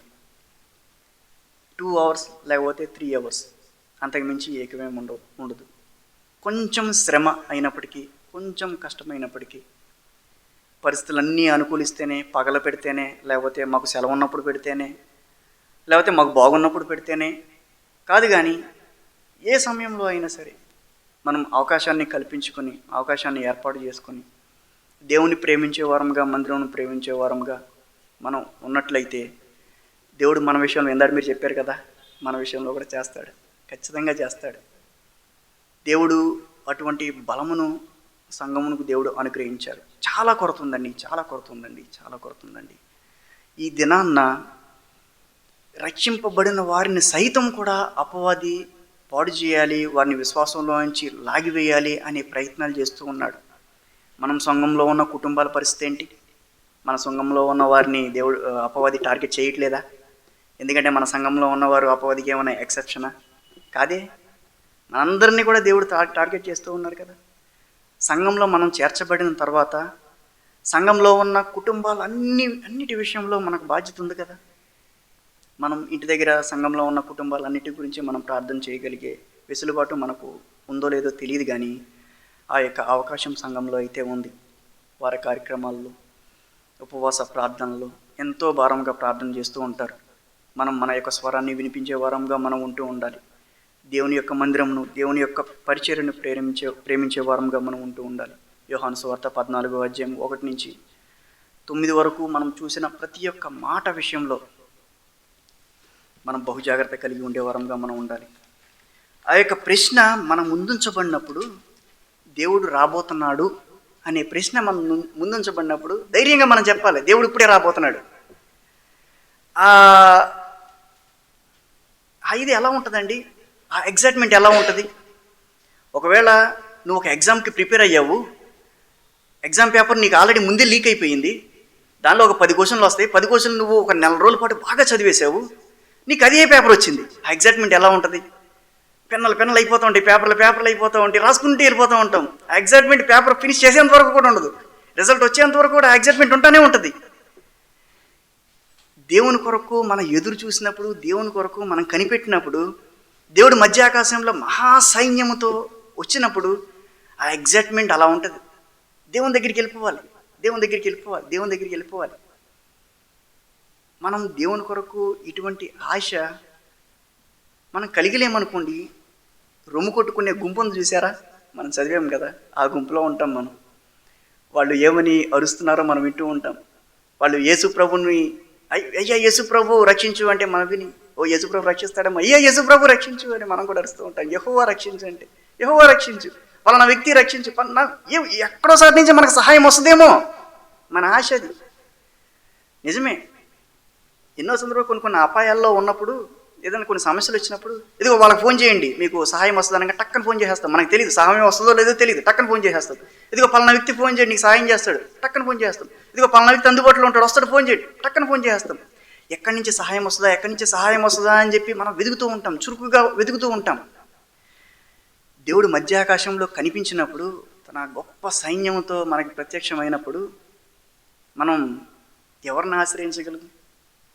ఎవ్వరూ ఆ దినాన్న సహాయపడరండి. ఎవ్వరు కూడా ఆ దినాన్న మనకి హెల్ప్ చేయరు. ఎవరికి కూడా అవకాశమే లేదు. దేవుని వాక్యం విషయంలో, దేవుని వాక్యములు వింటూ ఉన్నప్పుడు, దేవుని వాక్యమును ధ్యానిస్తూ ఉన్నప్పుడు, దేవుని వాక్యం దేవుని దాసుల ద్వారా చెప్తూ ఉన్నప్పుడు మనం ఆచరణలో పెట్టగలిగే క్రైస్తవులుగా మనం ఉంటూ ఉండాలి. మీ హృదయం ఎంతమాత్రం కూడా కలవరపడనీయకుడి. ఈ దినాల్లో కలవరం, ఎక్కడ చూసినా సరే కలవరం. దేవుని యందు విశ్వాసం ఉంచుచున్నారు, నా యందును విశ్వాసం ఉంచుడి. నా తండ్రి ఇంట అనేక నివాసములు కలవు. ఆయన సియోను కొండ మీద నుంచి ఆయన వెళ్ళిపోతూ ఉన్నప్పుడు, నేను మీ కొరకు నివాసములు సిద్ధపరచడానికి వెళ్తూ ఉన్నాను, నేను వెళ్ళి మీకు స్థలము సిద్ధపరుస్తాను, మీకు మంచి నివాసములు కడతాను, నేను వస్తాను.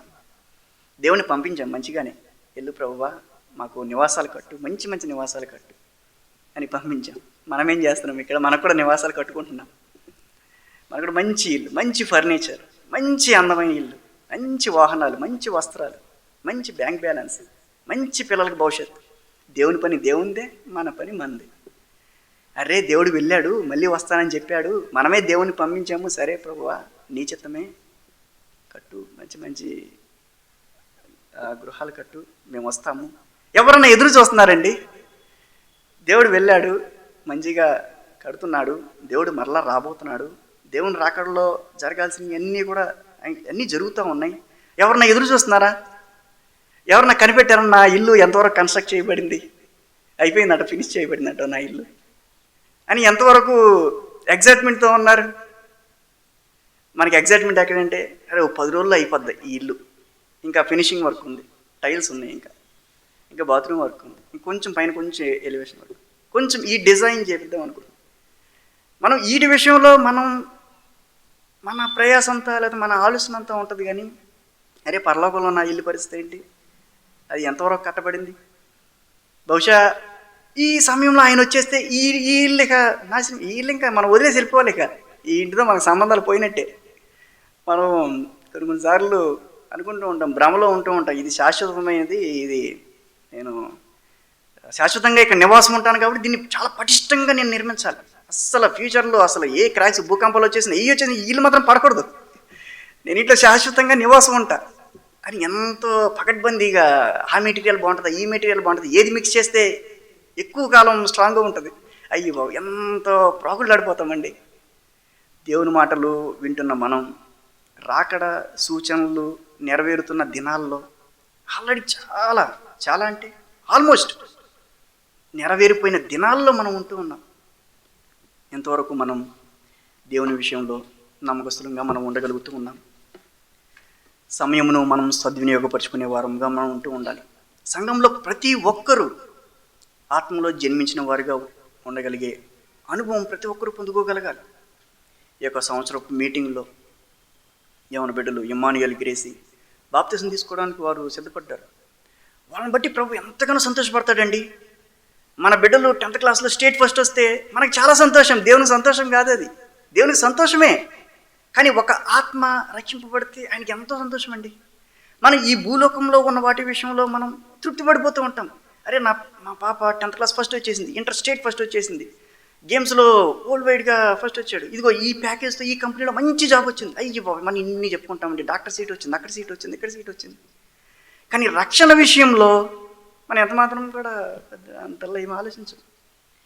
దేనిని బట్టి దేవుడు సంతోషపడతాడు అని మనల్ని అడిగినప్పుడు ఒక వ్యక్తి రక్షింపబడుట చేతనే ఆయన సంతోషపడుతూ ఉంటాడు. మన కుటుంబంలో రక్షణ లేని వారు ఎంతమంది ఉన్నారు, మన కుటుంబంలో ఇటువంటి అనుభవాన్ని పొందుకోలేనటువంటి వారు ఎంతమంది ఉన్నారు. కొత్తగా మ్యారేజ్ అయినప్పుడు మనం ప్రార్థన చేసుకుంటూ ఉంటాం, దేవా నాకు మంచి బిడ్డలను అనుగ్రహించి ప్రభువా. బిడ్డలు పుట్టిన తర్వాత ప్రార్థన చేసుకుంటూ ఉంటాం, ప్రభువా వీళ్ళని చిన్ననాటి నుండి కూడా నేను మంచిగా వీళ్ళని పెంచాలి, చిన్ననాటి నుండి కూడా నీకు మహిమ తెచ్చేవారుగా వీళ్ళని పెంచుతూ ఉండాలి. వారికి ఊహ వచ్చినప్పుడు, వారికి జ్ఞానం తెలిసినప్పుడు, వారి రక్షణ నిమిత్తం మనం ఎంతవరకు వారిని ప్రోత్సాహపరుస్తూ ఉన్నాం. 2023వ సంవత్సరంలో గొలగూడులో ఇలా ప్రేయర్స్ జరుగుతున్నప్పుడు ఒక అన్నయ్య ఇలా చిన్న అందరిని పిలిచి, యవనస్తుల్ని పిలిచి చిన్న మాటలు చెప్తూ ఉండేవాడు అన్నమాట. నేను వెళ్ళేవాడిని. అతను చాలా భారంగా చెప్తూ ఉండే, ఒరే మనం రక్షింపబడాలరా, మనకు అన్నీ తెలిసింది, బయట పరిస్థితులు ఏం బాగాలేదు, దేవుడు మనల్ని కాపాడుకుంటూ వస్తున్నాడు, ఏదో కొంచెం మాటలు చెప్తూ ఉండేవాడు. అతనుకున్న భారం అలాంటిది. ఆ సమయంలో నేను 2023లో ఆ మాటలు విన్నప్పుడు, ఇంకా దైవజనుల ద్వారా అనేక మంది చేత మాటలు విన్నప్పుడు, అప్పుడు నాకు బీటెక్ కంప్లీట్ కాలేదు, నేను ఇంకా నెక్స్ట్ ఇయరే బాప్తిజం తీసుకోవడానికి నేను రెడీ అయిపోయాను. చాలామంది అన్నారు, ఎప్పుడు బాప్తిజం ఇట్లా, ఇంకా ఈ చదువు కూడా కంప్లీట్ అవ్వలేదు, ఇంకా చాలా టైం ఉందిరా. ఆ రోజు నన్ను ప్రోత్సహించాడు కదా, ఆ అన్నయ్య కూడా నా దగ్గరికి వచ్చి, రే సీత కొంచెం ఆలోచించరా, అప్పుడే బాప్తిజం ఎందుకురా. దేవుని ప్రేమ మనం రుచి చూచినప్పుడు ఏ విషయంలో కూడా మనం రాజీ పడకూడదండి. దేవుడి మాట ప్రకారం మనం సిద్ధపడితే, ప్రార్థనాపూర్వకంగా మనం సిద్ధపడి, ప్రభువా నన్ను రక్షించుటకు నీకు ఇష్టమైతే నన్ను రక్షించు అని దేవుని దగ్గర బ్రతిమాలి దేవుని చేత మనం రక్షింపబడిన తర్వాత దేవుడు మనల్ని విడిచిపెట్టేస్తాడా? విడిచిపెట్టాడు కదా. ప్రతి విషయంలోనూ ఆయన సహాయపడుతూ వస్తాడు కదా. బహుశా మనం అనుకుంటామేమో, అరే నా పిల్ల, లేకపోతే నా పిల్లోడు, లేకపోతే మా భార్య, నా భర్త బాప్తిజం తీసుకుంటే ఏమో దేవుడు విడిచిపెట్టేస్తాడేమో, ఏమో వాళ్ళు ఏదన్నా కొంచెం అటు ఇటుగా ఉంటే దేవుడు వదిలేస్తాడేమో, ఏమో దేవుడు శాపాన్ని వాళ్ళ మీదకి రప్పిస్తాడేమో. ఇశ్రాయేలు దేవుణ్ణి ఎంతగా బాధ పెట్టినప్పటికీ, ఇందాక చదువుకున్నాం కదా హెజ్కేలు గ్రంథం 8వ అధ్యాయంలో, వారు దేవుణ్ణి ఎంతగానో దుఃఖపెట్టారంట. అసలు దేవుడు అనుకున్నాడంటే వీళ్ళందరినీ తుడిచేద్దాం, వీళ్ళందరినీ ఇంకా నాశనం చేసేద్దాం అన్నంత కోపం వచ్చిందంట దేవునికి. ఒకవేళ మనం ఇలా భయపడుతున్నామేమో, మన బిడ్డలు రక్షింపబడితే రేపు అనే రోజు ఏదన్నా పాపంలో పడితే దేవుని శాపం వచ్చేద్దేమో, దేవుడు ఉగ్రతను చూపిస్తాడేమో. అదే లేకపోతే మనం ఇప్పుడు బాప్తీసం తీసుకుంటే రేపు అనే రోజు ఏదన్నా కాని మాట మాట్లాడినా లేకపోతే ఏదన్నా చేసినా దేవుని ఉగ్రత మన మీద పడిపోద్దేమో, లేకపోతే నా కుటుంబం మీద శాపాలు వచ్చేస్తాయేమో. ఇలా మనం ఎంతమాత్రం కూడా ఆలోచించకూడదండి. కొంతమందిని చూసినప్పుడు అరే వారు నమ్మకంగా దేవుని సన్నిధికి వస్తూ ఉన్నారు కదా, వారు ప్రతి కార్యక్రమంలోనూ పాలుపంపులు పొందుతూ ఉన్నారు కదా, ఎందుకు రక్షణ విషయంలో వారు వెనకడిగేస్తున్నారని ఆలోచించినప్పుడు ఇటువంటి ప్రశ్నలన్నీ నాకు వస్తూ ఉంటాయి. బహుశా వాళ్ళు భయపడుతున్నారా ఏదైనా జరుగుద్దని? ఏమో, వాళ్ళ ఆలోచన ఎలా ఉందో తెలియదు, వాళ్ళ ఆలోచన మనకు తెలియదు, ఎందువల్ల వాళ్ళు వెయిట్ చేస్తూ ఉన్నారు. కానీ ఒకటి మాత్రం నిజం, దేవుణ్ణి ఎరిగిన తర్వాత, దేవుణ్ణి మనం రుచి చూచామని మన నోటితో చెప్పిన తర్వాత, ఆ అనుభవాలు మన జీవితంలో, దేవుని గొప్ప కార్యాలు మన జీవితంలో చూసిన తర్వాత మనం ఎంత మాత్రం కూడా నిర్లక్ష్యంగా ఉండకూడదండి. అపోస్తలుడైన పేతురు గారు కానీ, పౌలు గారు కానీ అనేక సందర్భాల్లో చెరసాల్లో వేయబడినప్పుడు, అక్కడ వాక్యం చెప్పినప్పుడు చెరసాల అధిపతులు కానీ లేకపోతే నాన్ క్రిస్టియన్స్ కానీ ఎవరు కూడా సమయాన్ని వృధా చేయలేదండి. వాళ్ళు అయ్యా మేము రక్షింపబడాలంటే మేము ఏం చేయాలి? వెంటనే వారు ఆ ప్రశ్న అడిగేవాళ్ళు, వీళ్ళు వాళ్ళని గైడ్ చేసేవాళ్ళు, వాళ్ళు కుటుంబాలుగా వాళ్ళు రక్షింపబడేవాళ్ళు. కానీ ఈ దినాన్న ప్రతిరోజు కూడా మనం దేవుని వాక్యాన్ని వింటూ, లేకపోతే వార కార్యక్రమాల్లో లేకపోతే సండే సర్వీసుల్లో మనం దేవుని వాక్యాన్ని వింటూ ఎంతవరకు మనం మన హృదయాలకు బోధపడకుండా, మన హృదయాలకు గ్రహింపు లేకుండా మనం ఉండగలిగే వారంగా మనం ఉంటూ ఉన్నాం. ఒక దేవుని సేవకుడికే లేకపోతే సంఘంలో కొంతమందికే ఇలా ఇటువంటి పరిస్థితులను చూసినప్పుడు కొంచెం బాధ కలిగినప్పుడు దేవునికి ఎంత బాధ కలుగుతుందండి? కొంతమందిని నేను చూస్తూ ఉంటాను, అంటే సహజంగా దేవుని శరీరం వాళ్ళ దగ్గరికి వచ్చినప్పుడు వాళ్ళు దాన్ని తిరస్కరిస్తూ ఉంటారు. కొన్ని సందర్భాలు నేను అనుకున్నా, అరే వీరికి ఎంత గ్రహింపు, ఏదన్నా చిన్న పాపం చేసినప్పుడు దేవుని విషయంలో కొంచెం తొలగినప్పుడు వీళ్ళు పవిత్రంగా ఎందుకు దాన్ని తీసుకోవాలి అని రిజెక్ట్ చేస్తున్నారు అని అనుకున్నా. కానీ మనం ఏ పాపం చేసినా, ఏ తప్పు చేసినా, దేవుని మార్గంలో తొలగిపోయినా దేవుడు మళ్ళీ తిరిగి మనం చేర్చుకోడా? అంటే మనం దేవుణ్ణి అడగలేకపోతున్నామా? మనం తిరస్కరిస్తున్నామంటే వద్దు అని మనం చెప్పగలుగుతున్నామంటే మనం దేవుణ్ణి ఒక అసమర్థుడిగా మనం చూస్తూ ఉన్నామా? ఇక్కడ యెహెజ్కేలు గ్రంథంలో చెప్తూ ఉన్నాడు కదా, దుర్మార్గుడు తన దుర్మార్గతను బట్టి మరణిస్తే దేవునికి సంతోషం కాదు. ఒక దుర్మార్గుడు దుర్మార్గతలోనే కొనసాగింపబడుతూ ఉంటే దేవునికి సంతోషం కాదు. ఒక దుర్మార్గుడు దుర్మార్గత నుంచి విడిపింపబడమే దేవునికి సంతోషం. నీ యొక్క బలహీనత దేవునికి సమస్తము తెలుసు, నా బలహీనత దేవునికి సమస్తము తెలుసు. మనం దేవుని దగ్గర అడిగినప్పుడు దేవుడు ఖచ్చితంగా మనల్ని ఆ బలహీనత నుంచి విడిపిస్తాడు. దేవుని యొక్క పాత్రలో చేయడానికి యోగ్యులుగా మనల్ని చేస్తూ ఉంటారు. ఈ దినాన్న మనందరం కూడా స్వపరీక్ష చేసుకోవాలి. దినములు చెడ్డవి గనుక ఏ దినాన్న ఏం జరుగుద్దో మనకు తెలియదండి. రేపు ఇలాగే ఉంటుందని కూడా మనం అనుకోకూడదు. సమయంను సద్వినియోగపరచుకోవాలి, సమయంను ఖచ్చితంగా సద్వినియోగపరచుకోవాలి. ఆ విధంగా ఉండులాగన దేవుని కృప మనందరికీ తోడే ఉండి నడిపించిన గాక. ఆమేన్. చిన్న ప్రార్థన చేసుకుందాం. మమ్మల్ని మిక్కిలిగా ప్రేమించిన మా ప్రియ పరలోకపు తండ్రి, అయా ఇంతవరకు ప్రభా, అయా నీ మాటలు మీరు మాకు వినిపించిన విధానాన్ని బట్టి వందనాలు తెలియజేస్తూ ఉన్నాం స్వామి. అయా అనేకమైన మాటలు ప్రభా, అయా మీరు మాకు తెలియజేసిన గొప్ప దేవుడు ప్రభా. నిజమే అయా, ఏ స్థితిలో మేము ఉన్నాము, మా పరిస్థితి అంతా నీకు తెలుసు ప్రభా, మా బలహీనతలన్నీ తెలుసు ప్రభా. అయ్యా నీ ఎదుటి మేము ఏమీ దాచలేం ప్రభా. అయ్యా మమ్మల్ని మేము ఒప్పుకుంటున్నాం ప్రభా. అయ్యా మా నేత్రంలో మీరు తెరవండి. అయ్యా నీ మాటలు ప్రభా, అయ్యా మేము విని ఉన్నప్పుడు ప్రభా వాటి ప్రకారం మేము నడుచుకుంటూ మాకు నేర్పించండి. మీరు త్వరగా రాబోతున్న దేవుడు ప్రభా. అయ్యా మీరు సమీపంగానే ఉన్నావు, అయ్యా గుమ్మం దగ్గరే ఉన్నామని చెప్పి మీ వాక్యం సెలవిస్తుంది ప్రభా. అయ్యా మేము జాగ్రత్త పడేవారంగా, మేము సిద్ధపడేవారంగా అయ్యా మీ యొక్క సంఘమును, అయా పరిచర్యను అయా ప్రేమించే వారంగా మేము అందరూ ఉండడానికి సహాయపడండి ప్రభా. అయా మా యొక్క సంఘంలో ఉన్న ప్రతి ఒక్కరూ నైనా అయా ఆత్మలోనైనా జన్మించిన వారుగానే ఉండి అయా నీ రాజ్య వారసులుగా ప్రభా ప్రతి ఒక్కరూ ఉండడానికి మీరు కృప సమృద్ధిగా దయచేయమని అయా ఈ మాటలన్నింటి ప్రకారం ప్రభా మీరు నడుచుకుంటూ మాకు నేర్పించండి. మా హృదయాల్లో భద్రపరచమని ఈ చిన్న ప్రార్థన ఈ పాసనకి చేర్చుకోమని నజరేయుడైన యేసుక్రీస్తు పుణ్యనామమున ప్రార్థించి బ్రతిమలాడి వేడుకుంటున్నాం తండ్రి. ఆమేన్. సకల ఆశీర్వాదములకు కారణభూతుడు అయిన మా తండ్రి, మీ పాదములు ఎద్దుకొచ్చి మీకు వందనాలు తెలియచేస్తూ మిమ్మల్ని స్తుతిస్తూ గణపరుస్తూ ఈ దినాన్ని బట్టి మిమ్మల్ని హెచ్చిస్తూ మాకు కలుగు చేసిన ఈ భాగ్యాన్ని బట్టి మా హృదయమంతటితో నేను గణపరుస్తున్నాము. మా దేవ, మా ప్రభువ, మా రక్షకుడా, మీ పాదములకు వందనాలు. యోహాను సువార్త 14:1-9 వరకు ఉన్నటువంటి విషయాలు, మా యొక్క సిద్ధపాటులో ఉన్నటువంటి నిర్లక్ష్యతను, మా సిద్ధపాటులో ఉన్నటువంటి మా బలహీనతలను, మా సిద్ధపాటులో ఉన్నటువంటి మా యొక్క అజాగ్రత్తను మా జ్ఞాపకం చేశారు. నీ ప్రియ పిల్లలు ఇశ్రాయేలు జనాంగాన్ని నాకు చూపించారు. దయగలిగిన ప్రభువా, మీ సహాయమును కోరుకుంటూ మమ్మల్ని అందరినీ కూడా ఇదిగో బలపరిచి మీ వాక్యము చేత మమ్మల్ని ప్రోత్సహించి నడిపించినందులకై వందనాలు చెల్లిస్తూ, ఇదిగో మా ప్రభువా, మా సిద్ధపాటు మాట సంబంధమైనదే కాక ప్రభువా క్రియ సంబంధమైనదై ఉండడానికి సహాయం చేయండి. ప్రలాపించే గుంపులో ఉండటం కొరకు మేము ఇక్కడికి రానవసరం లేదు.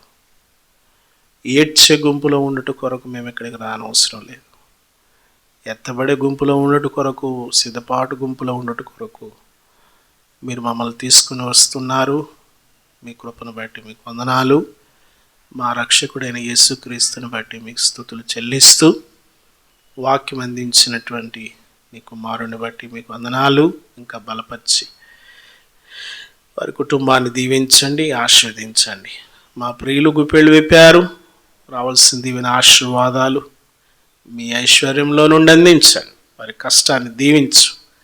చాలామంది బలహీనలుగా ఉన్నారు, వారిని స్వస్థపరచు. క్షేమం దయచేయండి, ఆరోగ్యాన్ని దయచేయండి. మా ప్రియులు ఒక్కొక్కరిని బలపరిచి విశ్వాసంలో అధికులుగా చేయండి. సంఘ కార్యక్రమాలన్నీ నియామక కూటాలకు నీ ప్రజలు వచ్చినట్లుగా పిలుపునివ్వండి. 1, 2, 3 తారీఖుల్లో కూడికలు మాకు ఆశీర్వాదకరంగా చేయండి. ఈ సమాధాన ఆత్మను కోరుకుంటూ మమ్మల్ని మేము తగ్గించుకుంటూ మీ నామాన్ని హెచ్చిస్తూ యేసుక్రీస్తు ప్రభు వారి దివ్యమైన నామములో మిక్కిలి వినయంతో బతిమాలి వేడుకొనుచున్నాం తండ్రి. పరలోకమందున్న మన తండ్రి, నామం పరిశుద్ధపరచబడును గాక, రాజ్యం వచ్చును గాక, నీ చిత్తం పరలోకమందు ఎలాగో భూమి అందు అలాగ నెరవేరును గాక. కావాల్సిన ఆహారం నేడు మాకు దయచేయము. మరణస్తులు మేము క్షమించిన ప్రకారం మరణం క్షమించము. శోధనలోకి తేక కీడును స్థాపించు. రాజ్యము, బలము, మహిమ నిరంతరము నీవే అన్నవి తండ్రి.